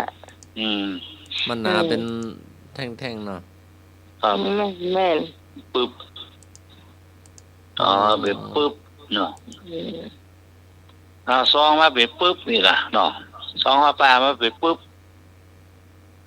ปึ๊กกระดาษคือมันเรียงเป็นแหลบมันท่วมหัวถึง3-4 คืบก็มีกูย้ายอาจารย์สมัครเอาไปส่งข้อสอบกรุงเทพเหรอนิมนต์ปึ๊กข้อสอบเนาะเรียงเป็นแหลบเป็นแถวเนาะเป็นแหลบเป็นปึ๊กนี่ล่ะแต่ละชั้นแต่ละห้องแต่ละจังหวัดเนาะครับคำถามต่อไป กระดาษ1ริมทั้งหมดมีกี่แผ่นก20แผ่นขอ50แผ่นขอ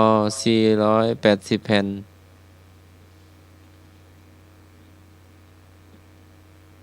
กระด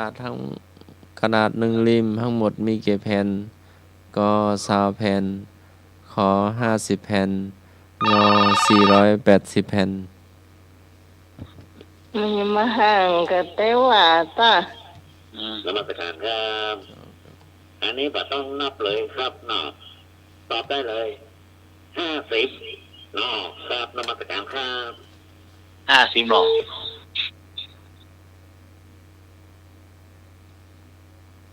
อยู่ในตัวเราเนาะ50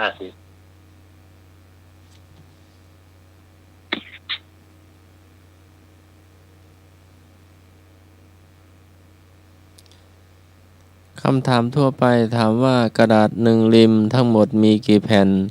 ก20แผ่นขอ50แผ่นขอ480แผ่นดูน้ำมันยังมันนักจะเปิดพี่กันก็ตอบ50แผ่นเหมือนกันจ้ะแม่เคยเห็นอยู่เนาะเคยเห็นกระดาษA4 อะค่ะมันตั้งเยอะหรือว่ามันอยู่กันที่มันก็ใช้อะมันอยู่กันเป็นปึกหรืออยู่กันน้อยเดียวเป็นปึ๊กซาวนี่ไม่ค่อยเคยเห็น นั่นเป็นปึ๊กใหญ่คงประมาณ50แผ่นถ้าอันเยอะกว่านั้นคงใช่ค่ะครับก็ไม่แน่อาจจะเยอะกว่านั้นก็ได้ไม่รู้เหมือนกันค่ะเคยเห็นเขาเอามาใช้อ่ะที่เอาไว้เวลาเขามาถ่ายเอกสารอะไรอย่างเงี้ยค่ะประมาณนั้นน่ะประมาณให้แม่นเนาะจ้างบ่ล่ะมีเนาะมันรวมตัวกันอยู่หรือว่ามันเหี้ยเบอะหรือมันจะไดมันก็รวมตัวกันอยู่ค่ะรวมตัวกันอยู่เขาก็จะมีซองใส่ของเขาอ่ะซองเขาอันนี้เวลาก็ต้องแกะออกเหมือนกันแต่ก็ไปใส่ที่พิมพ์เงี้ยค่ะอย่างสมมติจะถ่ายเอกสารอะไรมันจะถ่ายกี่ใบมันก็เอานับแล้วก็ใส่เอาไว้แล้วมันก็กดมันก็จะออกมาตามนั้นเห็นเขาเปิดวับนะไม่ให้กระดาษมันติดกันก็ค่ะมันมีเขาทำไว้นะวับจ้ะมันจะมีอย่างนั้น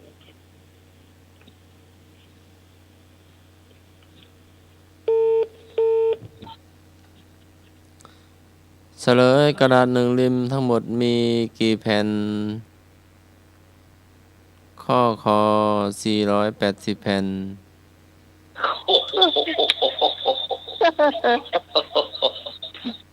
ว่าทำไมมันแตกต่างกันเยอะจังคำถามทั่วไปเมื่อม้าโกรธม้าจะแสดงอาการอย่างไรก หูม้าตั้งขึ้น ขอหูม้าจะลู่ไปข้างหลัง เมื่อม้าโกรธจะแสดงอาการอย่างไร ก็หูม้าตั้งขึ้น ขอหูม้าลู่ล้มไปด้านหลัง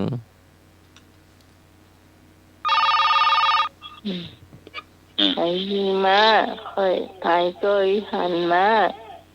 น มัสการครับ เจ้า ตอบไปเลยครับเนาะอ้าวหูมันตั้งขึ้นจ้ะอ้าวมันโกรธอ่ะหูมันตั้งขึ้นเลยครับเนาะครับนมัสการครับ หนูตั้ง นี่เขาต้องหูตา ตั้งเหมือนหูกระต่ายมาวัดไทยหินเนาะ ครับ ไม่เคยเห็นนะ แต่ก็เดาเอาอย่าง ครั อั บ นแฟนพันธุ์แท้ว่านั่นแกแต่ถ้าอย่างอันเราดูแก้วหน้าม้าก็จะดีดกะโหลกเนี่ยเวลามันโขดอ่ะ แก้วหน้าม้ามันจะดีดไอ้นั่นน่ะเนาะไอ้นั่นมะพร้าว ดินเตอร์ดินตัวหลังหรอ มะพร้าว หูให้รอบไปด้านหลังอ่ะเอาหูรอบดีกว่าเอา ไม่รู้ไปก่อนไม่เคยเห็นเนี่ย นี่ก็บอกเคยอ่านนะเดาว่าเอาให้หูรอบด้านหลัง พี่กรณ์ก็จะเอาหูตั้งนะพี่กรณ์ไม่เคยเห็นเลย หลวงตาหน่วยถูกลุงหน่วยถูกหูลูกไปด้านหลัง หลวงตาหนุ่ยถูกหันหูรอบหูมันหลอกไปด้านหลังไงยังมานะกะมามันโคตรอ่ะท่องหูหลบไปด้านหลังหมดละมาแล้วมันโคตรมันเอาเนี่ยท่องหูรอบไปด้านหลังพุ่น คำถามต่อไปหา นี่จบมันนี่หรอจบโพธิสัตว์มากันหรอ ก็ชื่อซัดมาค่ะ ครับ ใส่แล้วสิ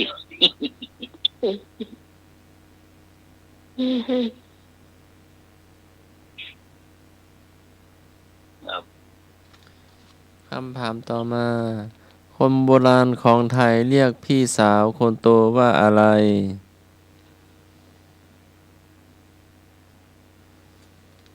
คนโบราณเรียกพี่สาวคนโตเรียกว่าอะไรล่ะ เจ้า อ้าวให้รู้มาเฉลย คนโบราณของคนเขาว่าอย่างเนี่ย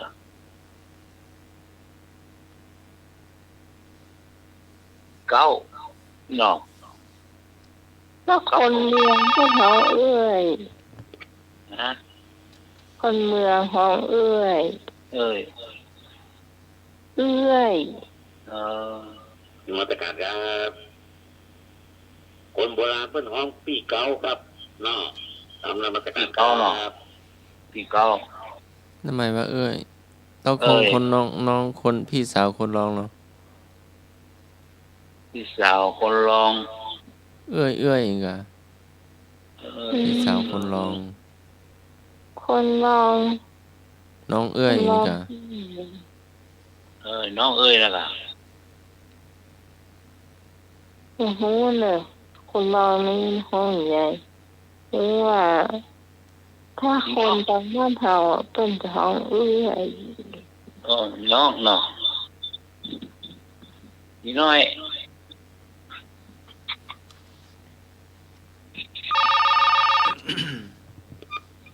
นมัสการครับ ครับ ที่ยากอย่างนั้นเพิ่นห้องพี่สาวคนรองเนี่ยครับเนาะครับพี่สาวคนรองเนาะ โอ้pero ครับพี่สาวคนรอง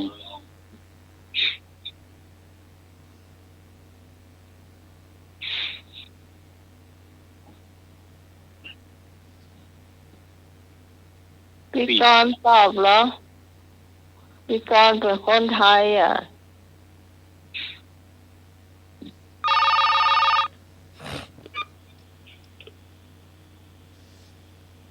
ถ้าเป็นภาคกลางก็พี่สาวคนโตก็จะเรียกพี่สาวคนโตนะจ๊ะถ้าคนรองลงมาเขาก็เรียกคนรอง ถ้าคนกลางเพิ่นก็บอกคนกลางถ้าคนเล็กเพิ่นก็ว่า คนเล็กนี่เรียกคนสุดท้องเนี่ยจ้ะก่อนนี้มีชื่อด้วยหรอจ้ะไม่มีก็ทำบ้านก็เรียกอย่างเงี้ยค่ะ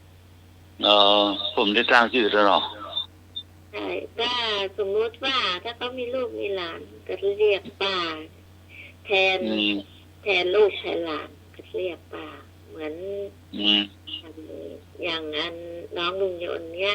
น้องลุงยนต์จะเรียกอันพี่กรเรียกป้าไงเป็นพี่ก็เรียกป้าอย่างเงี้ยจ้ะจะสมัครถามเหมือน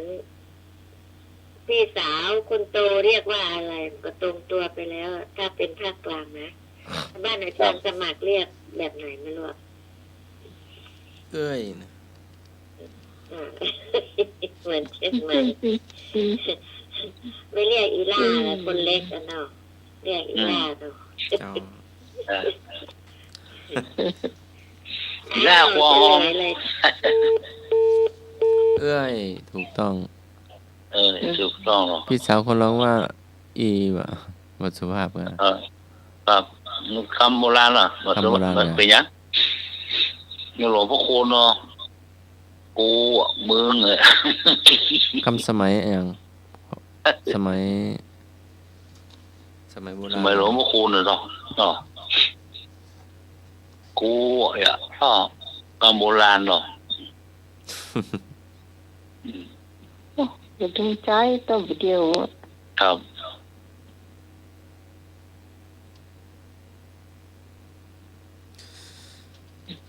พอหรือยังพาหุงสหัสสมพินิมิตสาวุทันตังคริเมกลังอุติตะโครัสเสนมาลันทานาทิตามวิตินาจิตวามุนิโตตันเตสสาภวตุเตสยมังคารานิด้วยเดชเดชานุภาพของพระสัมมาสัมพุทธเจ้าผู้เป็นจอมมุนีได้ทรงชนะพยามารได้ในเม็ดแขนตั้งพันถืออาวุธครบมือขี่ช้างพลายคลีเมฆพร้อมด้วยเสนามารโห่ร้องคือก้องด้วยทำพิธีมีทานบารมีนะเป็นต้นขอชัยมงคลทั้งหลายจงมีแก่ท่านถามว่าเป็นบทอะไรอยู่ในบทอะไร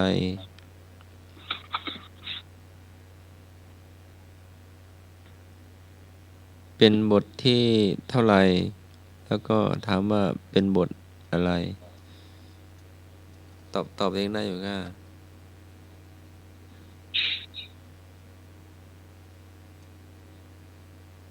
ชวดยังให้เลือกเนาะกอไก่บทกรณียเมตตาสูตรขอไข่บทชัยมงคลคาถาพาหุงขอไข่บทชัยมงคลคาถาพาหุงมหาการค่ะอ๋อแม่สวดทุกวันเนาะไม่ได้สวดแต่ฟังค่ะสวดไม่ได้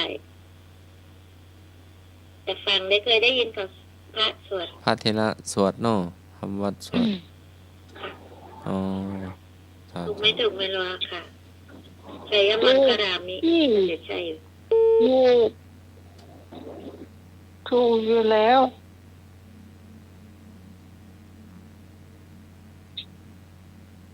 มันเป็นนี่เนาะคล้ายๆพุทธประวัติเนาะเป็นของ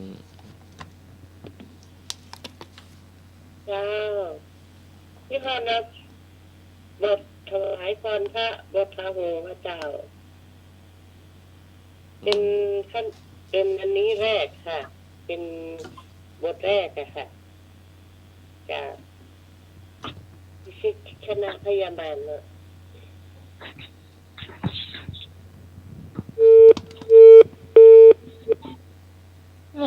เฉลยบทชัยมงคลคาถาบทที่หนึ่งบทพาหุงเนาะ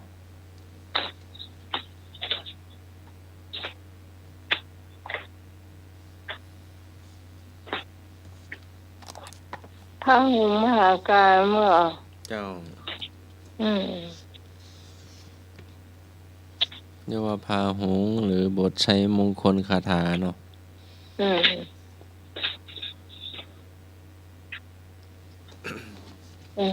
ปอนเนาะ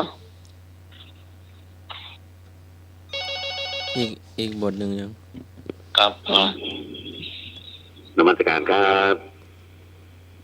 บทสวดอันนี้อันเขาเคยเอาออกวิทยุแล้วเหรอเนี่ยผมฟังเลยเนี่ยบทเนี่ยมันออกวิทยุแล้วเนี่ยรายการอันชัยมงคลคาถาเนี่ยครับใช่ไหม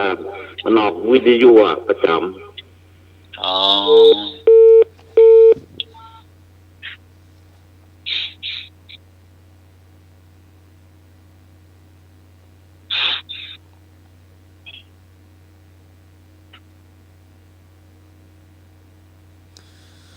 มาราติเรกัมมะพิยุชิตสัพพารติโครัมปนาระวะกัมมะขมัทธัตถยคังขันติสุตันตวิตินาจิตวมุนิโตตันเตสสะภวันตุเตชยมังคดานิด้วยเดชานุภาพของพระสัมมาสัมพุทธเจ้าผู้เป็นจอมมุนีได้ทรงเอาชนะอาระวะกะยักษ์ดุร้ายมีจิตแข็งกระด้างมีจิตกระด้างลำพองหยาบช้ายิ่งกว่าพญามารเข้ามาลุกลานลาวีตลอดรุ่งฤดีรุ่งราตรีด้วยวิธีทรมานอันดีคือขันติธรรมนั้นขอชัยมงคลทั้งหลายจงมีแก่ท่านถามว่าพระองค์ชนะยักษ์ด้วยอะไรด้วยทำอะไรนะมีช้อยก่อนก็ขันติธรรมขอมีเมตตา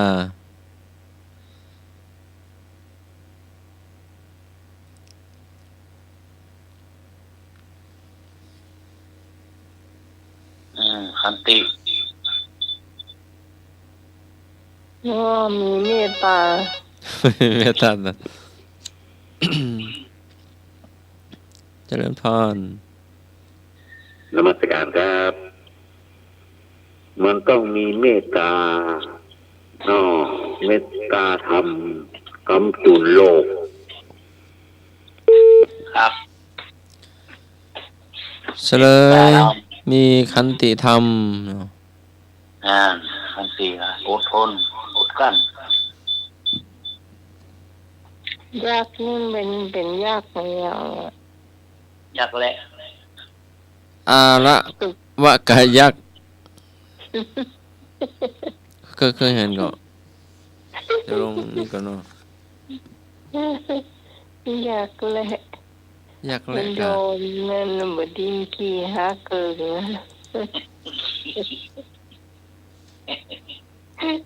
ยากแหละเพื่อนแต่งตามมันย้ายไปอยู่ที่สูงเนี่ยมันออกตามมันยากแหละหายแซ่บมันบ่มีผู้ยากของเพื่อนเลยใช้มือเปล่าลูกใช้ไฟแตกตีก็ได้อาระวะกะยักษ์คือยักษ์ผู้มีฤทธิ์มากและดุร้ายในตำนานพุทธศาสนาของวิมานอยู่ในใกล้เมืองอาระวีชอบกินคนและสัตว์เป็นอาหารเป็นหนึ่งในสี่มหาอมาตย์ของท้าวเวสสุวรรณ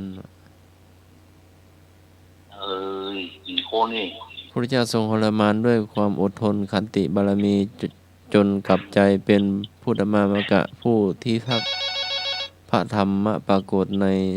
บทสวดพาหุงที่ 7นมัสการครับมันต้องส่งงั้นพระอุปคุตไปปราบครับ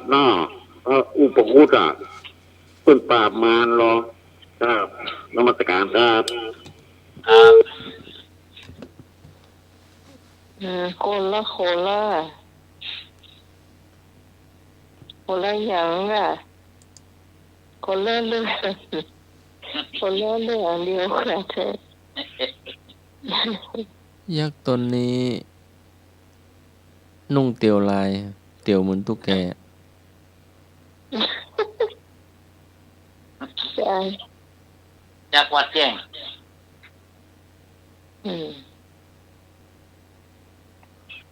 อยากหนึ่งเกี่ยวลายว่ะ เตียวลายเหมือนตุ๊กแก ตุ๊กแกยักษ์อะไรนะ มีเขี้ยวด้วย โอ้ย ไปหาพี่ฮอมมา ไม่มีแจ้ว่ะ แล้วก็ถือไม้ไม้บัวใหญ่ตัวใดน่ะ โอ้ยักษ์แค่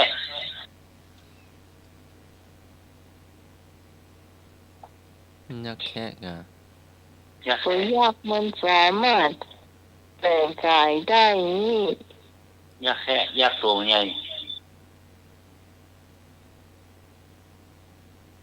ไปหาพี่ฮอมมาเลย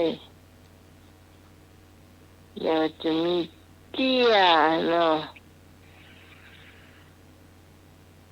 ยักษ์ข้าจะลืมใส่เกิบว่ามันใส่เกิบอ่ะ นี่แม่นะก่อนมีเกิดป่าก่อนอ่ะมีก็อ๋อ ไม่ใส่ได้หรอกเกิดกัน แม่กรหรือแม่พร ตัดพิเศษต้องสั่ง พี่ ตัด ฮอมตาเศร้า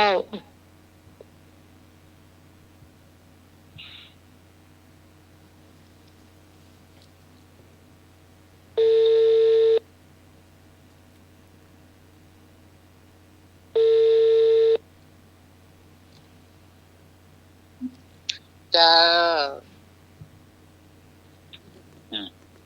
เจ้าแม่ หนาว จ้า ครับเย็นเนาะอากาศเย็น ได้ยิน เนาะ ยังได้ยินยังเจ้า ครับ เพื่อหาส่งเสียงไฟดักแซบอะจ้ะ นี่ วันนี้มันเป็นวันดี ดี มันก็เลยได้ยิน ดอกวันนี้ก็เป็นวันดีวันพวกก็เป็นวันดีวันนี้ก็เป็นวันดีวันดี ทุกวันก็เป็นวันดีจ้ะ ครับ วันนี้เป็นบรรยากาศที่ดีมากเลย ดีมากโอ้ ห่มผ้าสองผืน นี่จะเข้าลำวันนี้นะชอบ เสื้อมันหอมน่ะ วันนี้อากาศเย็นดาดฟ้านี่ลมเย็นสบายเจ้า โอ้สองผืนเนาะ เจ้า เจียงมัดหรอ ธรรม เจียงมัด การ ดี ค แก้ รั ว บ มาสิเจ๋งจังมันรุดจังมันอย่างก็ ใช่ วันนี้เป็นวันแห่งความรักครับเนาะความรัก โอ้ 14 วันวาเลนไทน์ โอ้วาเลนไทน์เนี่ยผู้หญิงว่าฉันเกลียดแล้วอ้อมกอดเธอนะ นี่มันเดือนมีนาแล้วนะ จ้า ก็กุมภามันมีนาละ รักยั่งยืนนานๆเนี่ย รักกันหมดเดือนแล้วยังมาสร้างได้ไรกัน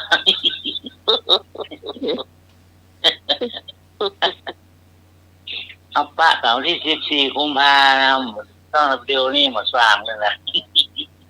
14 มีนากระใจกะ โอ้น้องกลับมาได้เดือนแล้วเหรอเอ๊ะตา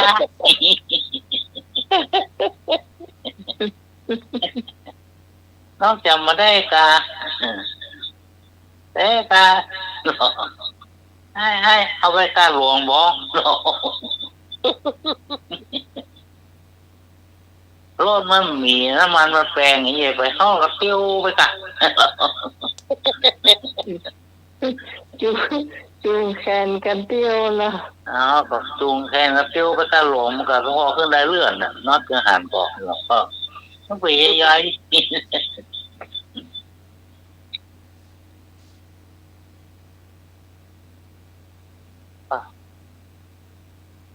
เข้าสู่เข้าไปพวกอีกบ้านเก่าเนาะ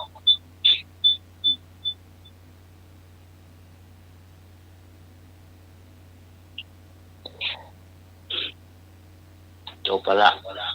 วาเลนไทน์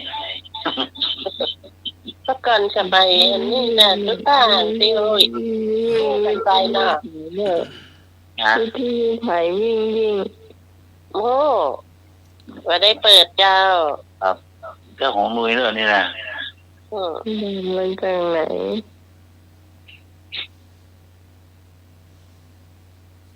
มาจากโรมค่ะโรมปัดมาค่ะยิ่งอย่างนี้เลยมันมาเมื่อคืนค่ะมาตอนดึกอ่ะอันนี้จะเล่าเจี้ยเนาะเอาเลยครับเอานี่ของแน่เอามีเจี้ยเนอะเนี่ยฟังดีๆเนอะเอาผ้าอุ้มไว้มาติดแล้วล่ะมาเปิดเดียวเนอะเจี้ยครับเจี้ยเนนน้อยปั่นกรครับมีเนนคนหนึ่งคนนี่คนหนึ่งอู้ไม่โอ้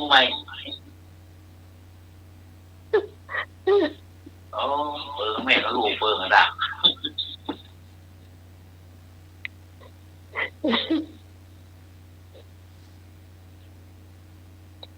มีเนนรูปหนึ่งนี่เนาะ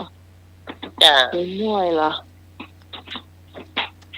ไปบินทบาทตอนแม่เจ้าอุ้มบาทไปโดยแล้วก็พอไปถึงหน้าบ้านแม่อุ้ยคนหนึ่งแม่อุ้ยคนนั้นเปิดจะใส่ครัวโดย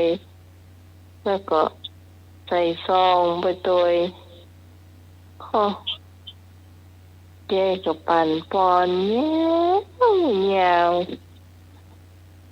นวขนาดได้เด้อเข้าอาหารซองลูกปกติผ่านมาที่แกผ่านมาแล้วก็ใส่เหรียญลูกเหรียญ5ผ่องเหรียญ10ผ่องเนี่ยกะอันนั้นมันเป็นเจ้าบ้านธรรมดาอันนี้แกคิดว่าถ้าจะรายใหญ่ของเปิดซองเปิดก็ใหญ่นี่เราต้องปั่นปอนให้เปิดยาวๆอีหรอคิดในใจแล้วก็ปั่นปอนให้เปิดยาวสุดยอดคิดว่าคิดอย่างออกนี่ปั่นเอาได้หมดอีกตลอดอาจจะดีกว่าปีโป้ดีโดก่อนมโหพอปั่นปอนเสร็จยายก็สาธุเนาะสาธุแล้วก็เกี่ยวไปได้สักกรรมเกี่ยวไปยังมาห่างยายหันแต่นะเงี้ยมซองพอก็ยายผมได้ปีซองหรอกก็ใส่ได้ใส่ไว้ไม่ได้แล้วผมจะได้ปีซองนะเด็กก็เงี้ยมพอเป็นใบสาวอ่ะแล้วก่อนแกก็ไว้มาว่ายายอุตส่าห์ให้พรตั้งยาวให้เงินแค่เนี้ยเดี๋ยวนี้เขาไม่ใส่กันละ20 บาทเขาใส่เป็น100โยนยายกลัวยายไม่มีเงินเน้นยายมีแค่เนี้ยเดี๋ยวนี้เขาไม่ใส่กันละเขาใส่เป็น100โยนเนี่ย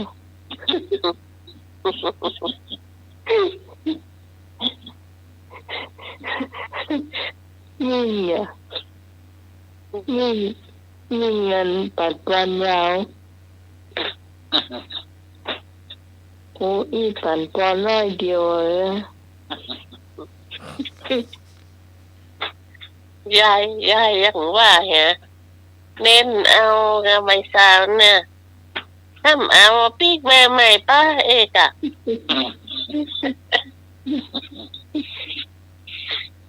นั่นนุ่มอยู่อีกอะมันนุ่มอยู่ไปว่ามันเมินเดี๋ยวมันแดงสีแดงออกมาละละอ่อนเนาะเพิ่งว่าละอ่อนเนาะนี่ทุกเจ้าว่านะครับมีน้ำมันเป็นเนนใหม่อะหัวใต้ครับนี่อันมันปื้นหมูใบซาวเนาะมันเลยปื้นมาต้องการใบซาวอ่ะปื้นต้องการใบ100 ใบ 500 ใบพันเนี่ยครับแล้วยายนั่นของเป็นคนตู้เกียร์มันเหมือนมีสตางค์ครับเนาะครับนมัสการครับ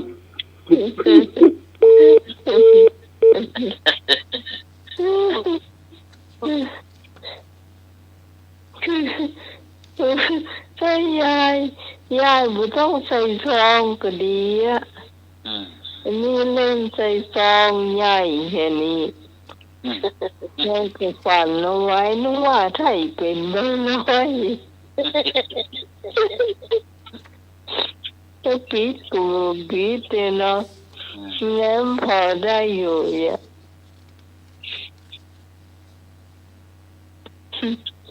วางเป็นละอ่อนแล้วมันก็วางลากไว้ก่อนเนี่ยกะ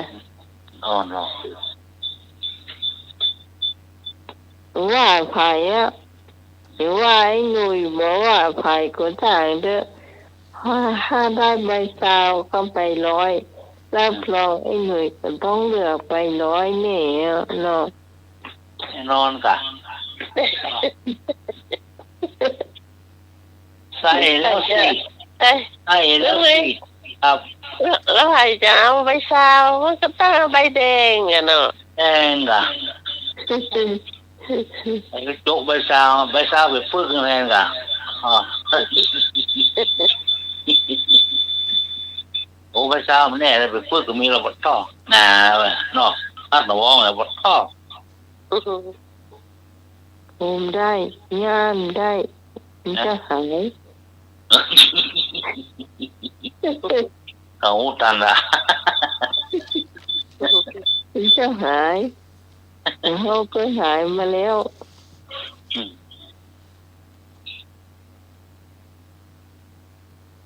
เอาไว้แบบดีดักโอ้อันนั้นวองพัดแบบดีนักอยู่ห้องล้มเหลือน่ะใบ100 หัดปึกตันใบซาวหัดปึก1ซาว5 ใบอ่ะ500เนาะตึงใบ100ตึงใบอันซาว5ตึงหมดปัน5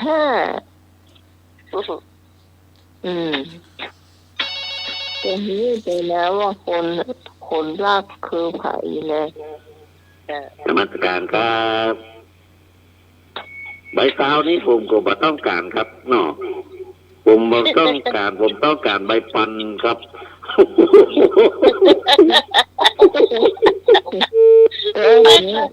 าที่มันนะเลยเขาก็ซ่อมเหมือนกันใบการนี่นะเขาไม่มีอยู่ใจนี่มันหัวกะทิไปโล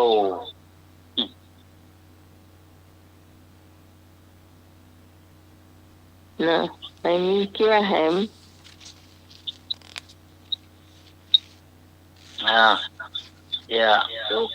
ไม่มีอ่ะครับอะไรจ้าอันนี้ก็คนชาวบ้านนะสอบรักครัวบ่นครัวรักอันหน่อยรักนิดหน่อยมันรักไปหน้าสื่อหรอผู้หนูรักครัวบ่นรักสอบแซฟเปิ่นเนี่ยค่ะไปงานไปอย่างสอบแซฟเปิ่นนี่ก็มันโอ้ตัวเนาะรักครัวแล้วเนี่ยคุยหมูตัวมันโอ้เรียกว่าที่รักแล้วก็มีงานพวกมีงานนี่ล่ะงานขาวด แล้วก็ไปนั่งกับเพื่อนอย่านั่งก็นั่งอย่างเงี้ยก่อนมีน้ำต้นหรอกน้ำต้นเรียงละข้างถึงน้ำเคาะหัวไปดูคุณที่ไข่ได้ด่างเร็วแหลบเจ้าความเจ้าติดเรียบร้อยแล้วมันดิ้นยกดิ้นมือด้วยอย่างมันหูเนาะเอามือตะซ้อวัดตามน้ำต้นเนี่ยตะโกนแหล่ละคนนะอันกำนันผู้อ่านไปเปียคอเปียคอ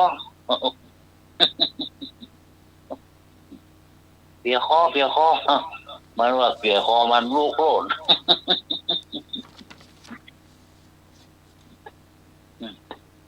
นี่ของกรุงรองเลยนี่นะ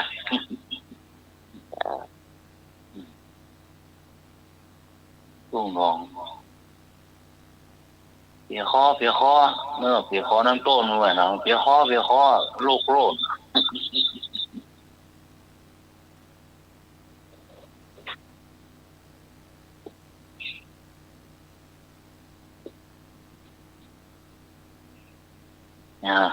จบไปละเดี๋ยวปะครับอย่าเสียกีรัก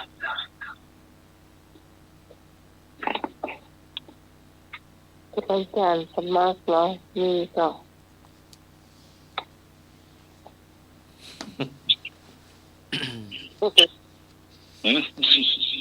วันนี้ก็เปิดสำนักงานพอดีพออาจารย์สีก็มาปะ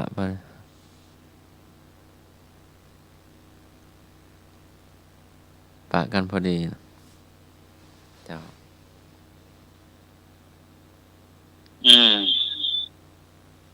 วันนี้เมื่อคืนลาเดอร์วันนี้มาช่วยเงินสมโภชอาคารปฏิบัติธรรมเนาะพระสุมาณเถระวัดสันดอกพระอารามหลวงเนาะตั้ง3 วันนะ14 15 16แต่พรุ่งนี้นี่เจ้าหน่อยวะครับ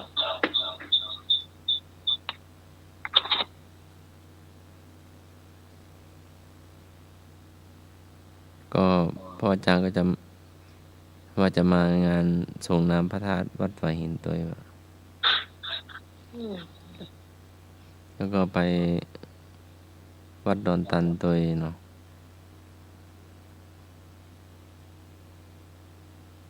มากับเปิ่นเจิญไว้แล้วล็อกตัวไว้แล้วแต่เห็นว่ามี 2-3 วัดนะจะไปก็ลุกก่อนหรือเปล่ารู้จะไหนไปก็ลุกก่อนมีท่าลูกกับมีแฮมอีกวัดหนึ่ง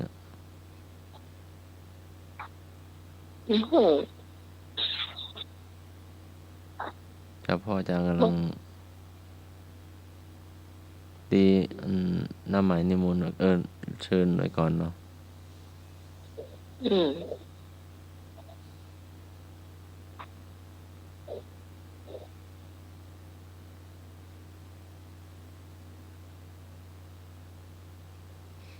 นี่มากับเปิ่นจะมาตรการครับอาจารย์สมัครสงน้ำวัดไหวหินมีวันที่เท่าไหร่21 เมษายนก็เจ้าหลังปีใหม่เนาะเจอกันอีกแล้วครับกันเนาะเดี๋ยวผมไปร่วมโดย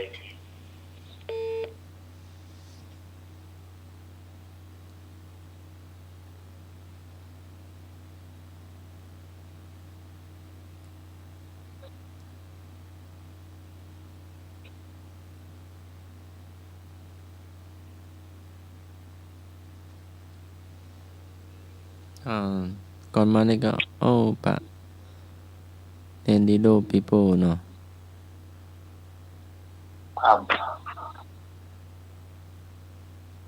ช่วยกดวัดกดว่า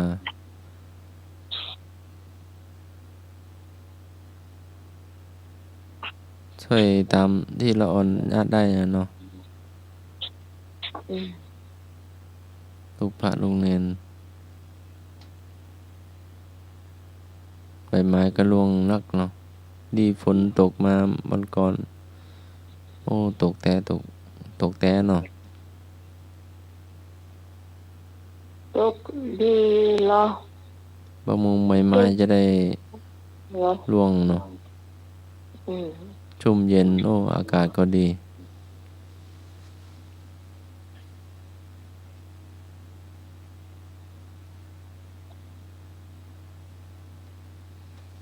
แมงมันบ่มาเนาะมีแมงเม่ามานะครับ ดีตะขาบ เข้าซะหน่อยเลยล่ะ ยายเด้อ ดีตะขาบบ่มานะต้อง มันได้กินฝนเนาะแมงเม่าอ่ะมันได้กินฝนก็ออกมา ครับ มันเห็นแมงเม่าเนาะมันมานะ เนี่ยก็เนาะ นมัสการครับอาจารย์สมัครแมงมันออกเดือนเมษาปีใหม่ก่อนปีใหม่สงกรานต์ก่อน หลังปีใหม่เนี่ยมันแมงมันออกเปลือกที่เตือเนาะเตรียมไปขุดได้เลยครับ ครับ ไม่มีเห็นหรอไข่มันดูเต้งแล้วเดือนแต่เล่นไปตัวอะไรเฮ้ย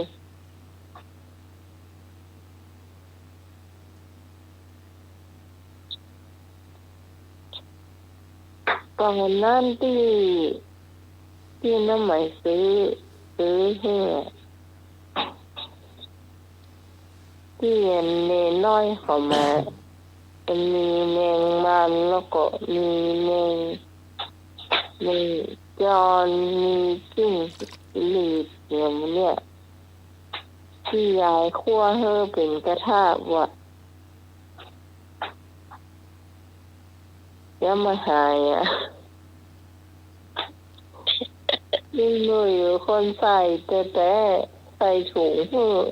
ถุงมาเล่นไปเล่นว่าคั่วตั้งสองรอบว่าน้อยเลยเนาะ ครับ แล้ว แก่จางอากาศเลยจ้ะ โอ้โหเอาหัวเมื่อวาน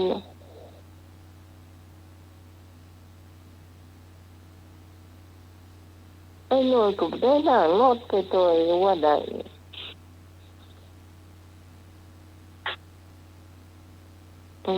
มาได้หนังรถไปตัวว่าใดจำไม่ได้ละ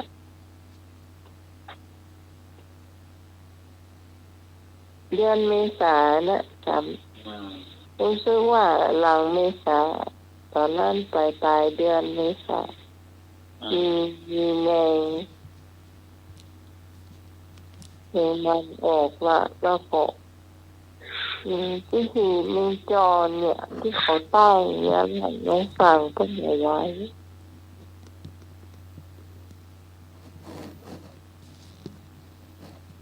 นี่จะไข่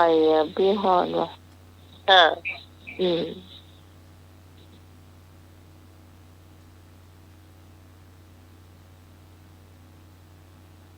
ีมันนี่ก็450กิโลปันห้าน่ะ แต่นั่นถูกหน่อยจะขายเป็นถุง50 บาทจะขายเป็นถุงซื้อมา200ถ้าแมงจรแมงที่หีบปนกันนั่นนะตั้งพันปิ่งนี้นี่เขาตั้งกันอะตั้งแมงกันอะ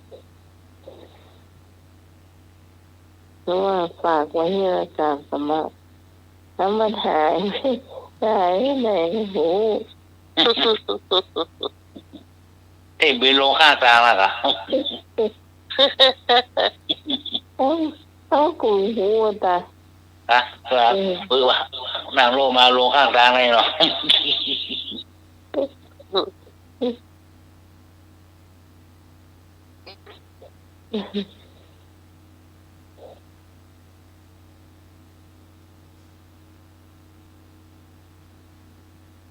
มีเสียงแหมมีกองถ้ามีกายอย่างอ้อ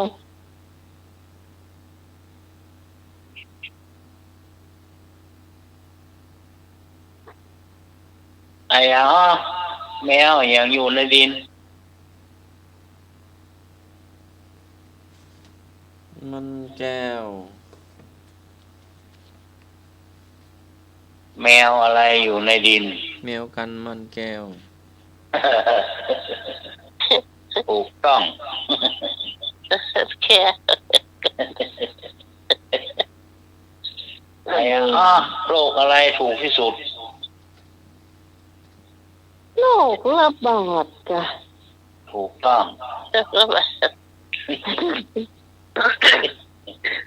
โรคระบาดโรคระบาดอ่ะถูกต้องโรคระบาดกับโรค30 บาทแน่นถูกโรคระบาดถูกหรอระบาดก็ถูกอ่ะนับไปนับมาเป็นแสนว่ะเข้ากันแล้วคนไข้กันแล้วเกี่ยเข้าได้4-5 กรัมทั้งหมดได้แสนไปฮะ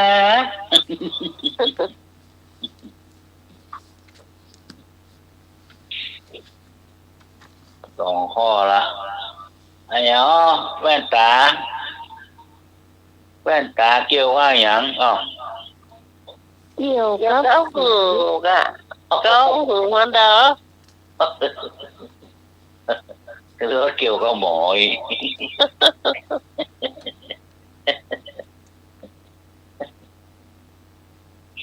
หยอดยาถึงวันเกี่ยวกับหมอเกี่ยวกับหูมันกระตุกแล้วบอกเกี่ยวกับหัวไปจ้างเงินบนหัวโอ้ยขอถ้าผมเสียบนหัวซ่อหาแว่นตาหน่อยก็ได้อ่ะเอาไปมาไหนอ่ะอันนี้อยู่บ้านหัวแล้วนะ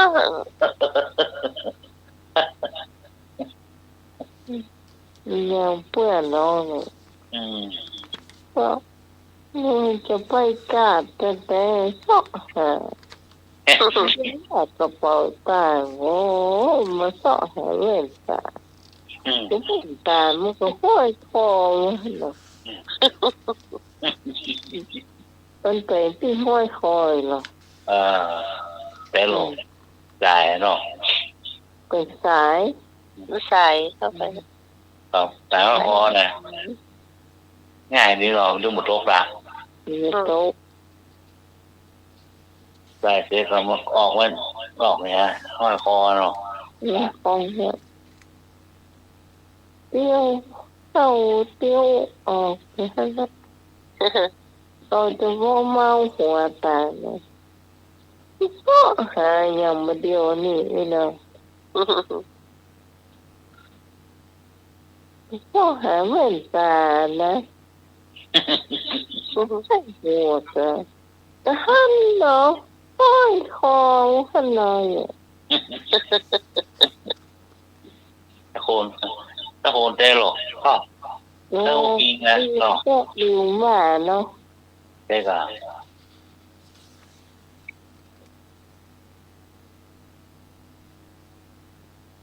เนี่ยกินแล้วเนี่ยกินข้อเที่ยวลืมเนี่ยโอ้ใส่ยังครับใส่อะไรเนาะ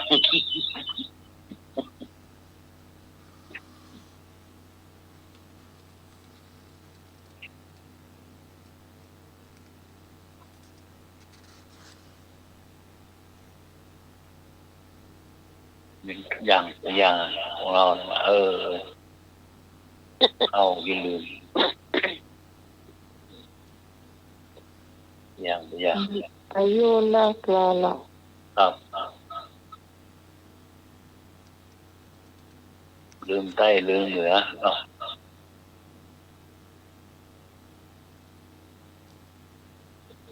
แต่เนี่ยอยู่ลูกมาว่าเจ้าจะเอาตอนนี้วันอะไรอย่างเนาะมาเจ้าแมลงอะไรจ้ะ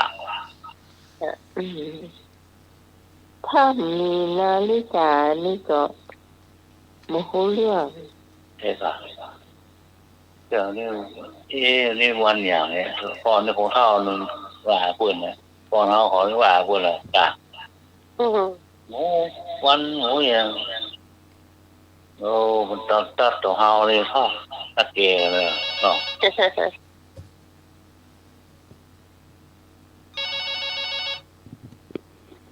นมัสการครับครับผมไปยากไปเย็นอย่างเพื่อนถ้ารถน้ำมนต์นี่ก็เดียวมันถึงความจำดีขนาดเลยอ่ะรถน้ำมนต์อ่ะไปวัดอ่ะตู้เจ้าอ่ะรถน้ำมนต์ก็เดียวความจำดีเลยอ่ะได้หรอครับรถน้ำมนต์ให้แฟนมาแท้บอกคนด้านมนต์ความจำจะได้ดีแต่จำว่าพอเข้าหายได้3-4 ปีจำเนี่ยยังก็ลืมอย่างก็ลืมได้แต่ว่าลืมจะตายไม่ลืมมาได้นะ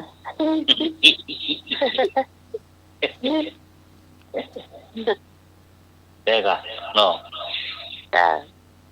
เดี๋ยวผมลองรีบมาบอกเนี่ยการมือพอแปดที่ไหนแล้วก็มาลืมจะตายแล้วอย่างไปจ่ายตอนที่มีเราบ้าเคดีแหละมีเนาะเดี๋ยวนี้มีมูลค่ามาไปเปี้ยได้หลายอย่างมันได้เหมือนจะตายใช่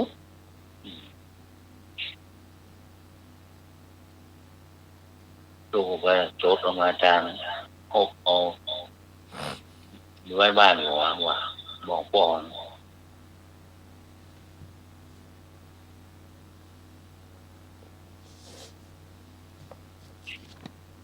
ถ้าเย็นๆอันนี้รับหมดละสบายอันนี้รับสบายเนาะอย่าว่าต่อเลย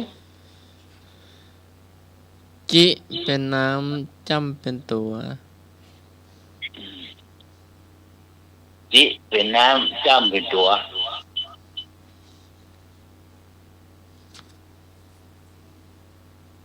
จิเป็นน้ำจ้ำเป็นตัว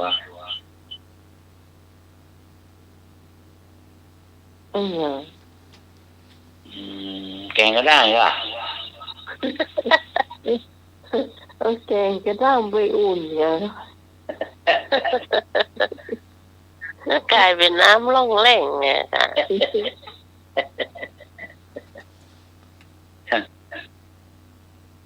แกงด่างทอดนี่ค่ะจิเป็นน้ำปั้นตัว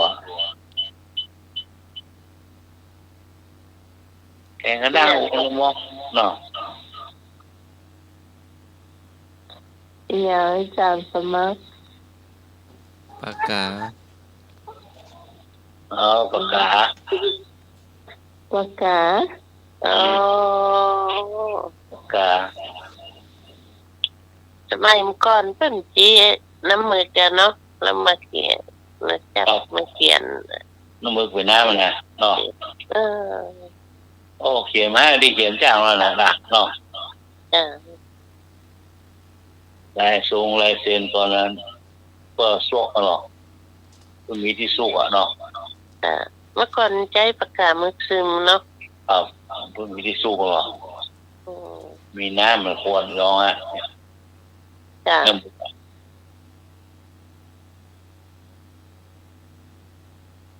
อ้าวนี่เซ็นงานอนุมัติโครงการ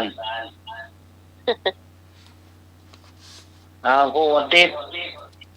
ปลากับมาเพี้ยวตางไม้เลยพอเนอะพอหาตางไม้พอดินกีหนุนตางเรียบง่ายเนี่ยผู้หลวงเมียผู้หลวงฮัตโรทีบ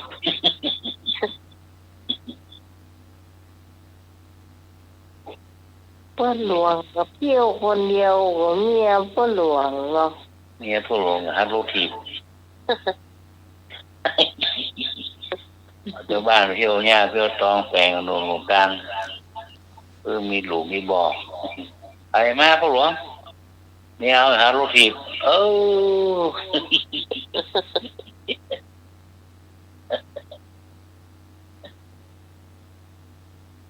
อยากเห็นจะสมัคร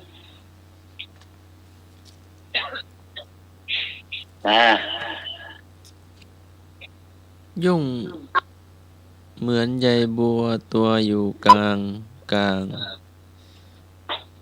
ยุ่งเหมือนใยบัวตัวอยู่กลางกลางยุ่งเหมือนใบบัวตัวอยู่ตรงกลางเป็นมุมใช่เนาะแมลงมุมวิทยุไอ้หน่อยแน่เลยวิทยุไอ้หน่อยแน่เลยแมลงมุม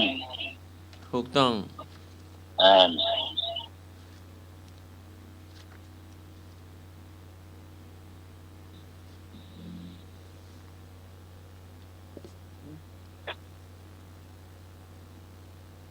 หัวหินหิน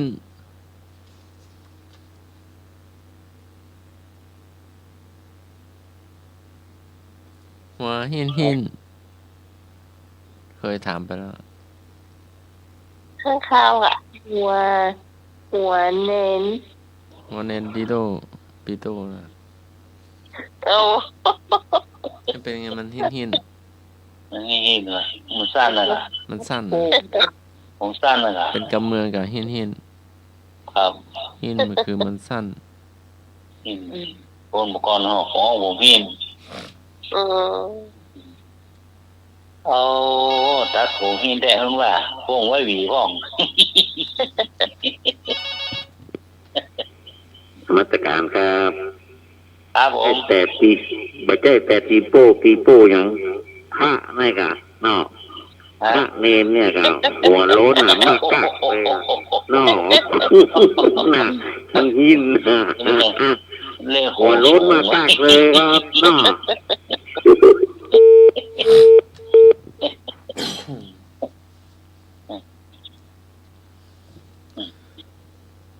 หัว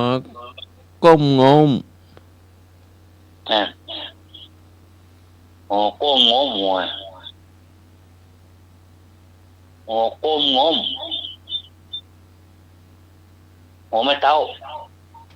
ยังหัวขึ้นใดยัง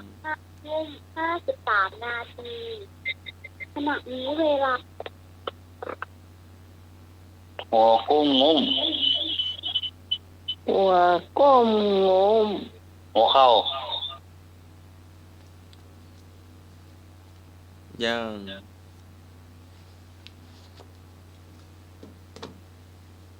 หัว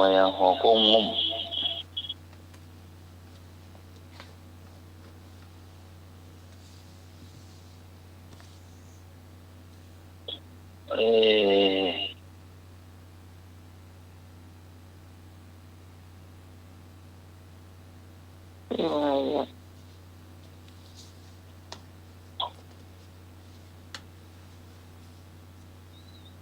เลือกเบามาตรการครับหัวคนเอาเนี่ยกะก้มงมเนี่ยเอาก้มงมเนี่ยหัวเอาก้มแม่ละแต่หัวก้มงมล่ะผิดหัวขวานหัวมุยหัวมุย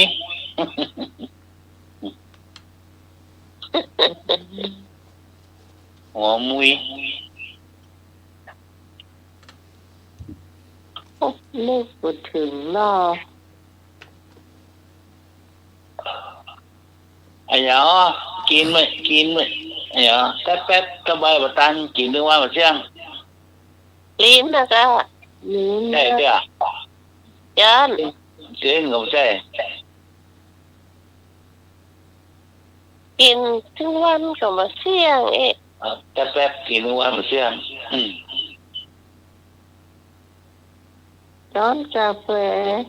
ถูกต้อง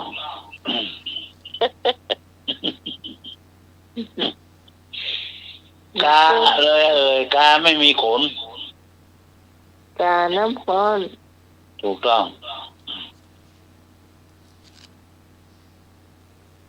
หมดละเที่ยงลืมละการสมาเปลี่ยนสักหนึ่งคำถามก็เจ้า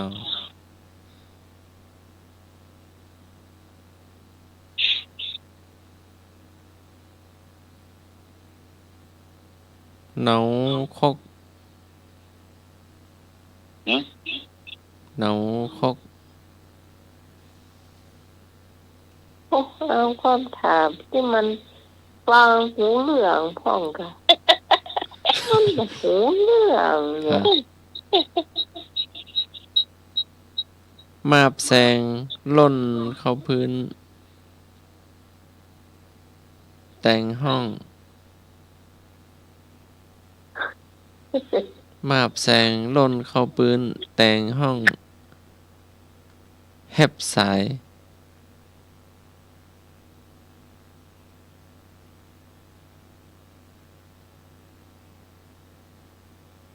มาบแสงแมบแสงแมบแสงโยงมาเปิดล่างแปลงห้องเองแมงสาบหล่นเข้าปืนสาดแมงสาบล่นเข้าปืนตองแห้งหายแซบ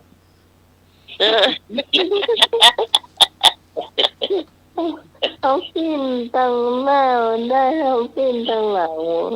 ได้แห้งครับจบข่าวแล้ววันนี้ต้องขอบคุณท่านอาจารย์พระครูสมมุติวิศวัตรวริจิตโตผู้อำนวยการสถานีที่เมตตาเวลาประกาศรายการธรรมะคลายเครียดของเราและเจ้าขอบคุณพระอาจารย์พระครูบดีกาสมัครญาณสีโลเจ้าขอบคุณไอ้หนุ่ยสว่างเมฆเจ้าขอบคุณวิพรนัทนันมโนคันเจ้าขอบคุณอาจารย์ขอบคุณอาจารย์รักแม่เจ้าขอบคุณคุณผู้ฟังทุกคนที่ฟังรายการอยู่โดยเฉพาะหนุ่มแม่ลิมเนอะทำมาให้ได้กันแล้วกันครับทุกเสียงทุกสายครับทุกคนทุกเสียงฟังอยู่แล้วก็ที่ห่วมทำบุญมากำเพาก็ตั้งให้ทุกอนุโมทามิโดยแม่เจ้าที่มาร่วมด้วยกันนะคะร่วมเรียนเป็นสุขสำหรับวันนี้บุญรักษาเทวดาคุ้มครองพระรัตนตรัยปกป้องมีคนแต่ความสุขความเจริญทุกๆคนนะเจ้ารับพระเจ้าพี่สมัยสุริโยดรเจ้าจากบ้านนาตันบนหัวแก้วต้องลาคุณผู้ฟังไปก่อนวันพรุ่งนี้เจ้าเราจะมาป้ากันใหม่3 ทุ่มถึงเที่ยงคืนสำหรับวันนี้สวัสดีเจ้าสวัสดีเจ้าทุกขอพระเลหิสังฆโมสมาคมกับคนพาลนำตุกมาให้ค่ำคืนนี้ก็ไหว้พระสวดมนต์แผ่เมตตาญาติน้ำหลับเป็นสุขตื่นเป็นสุขขอกราบนมัสการและเจริญพรสาธุครับ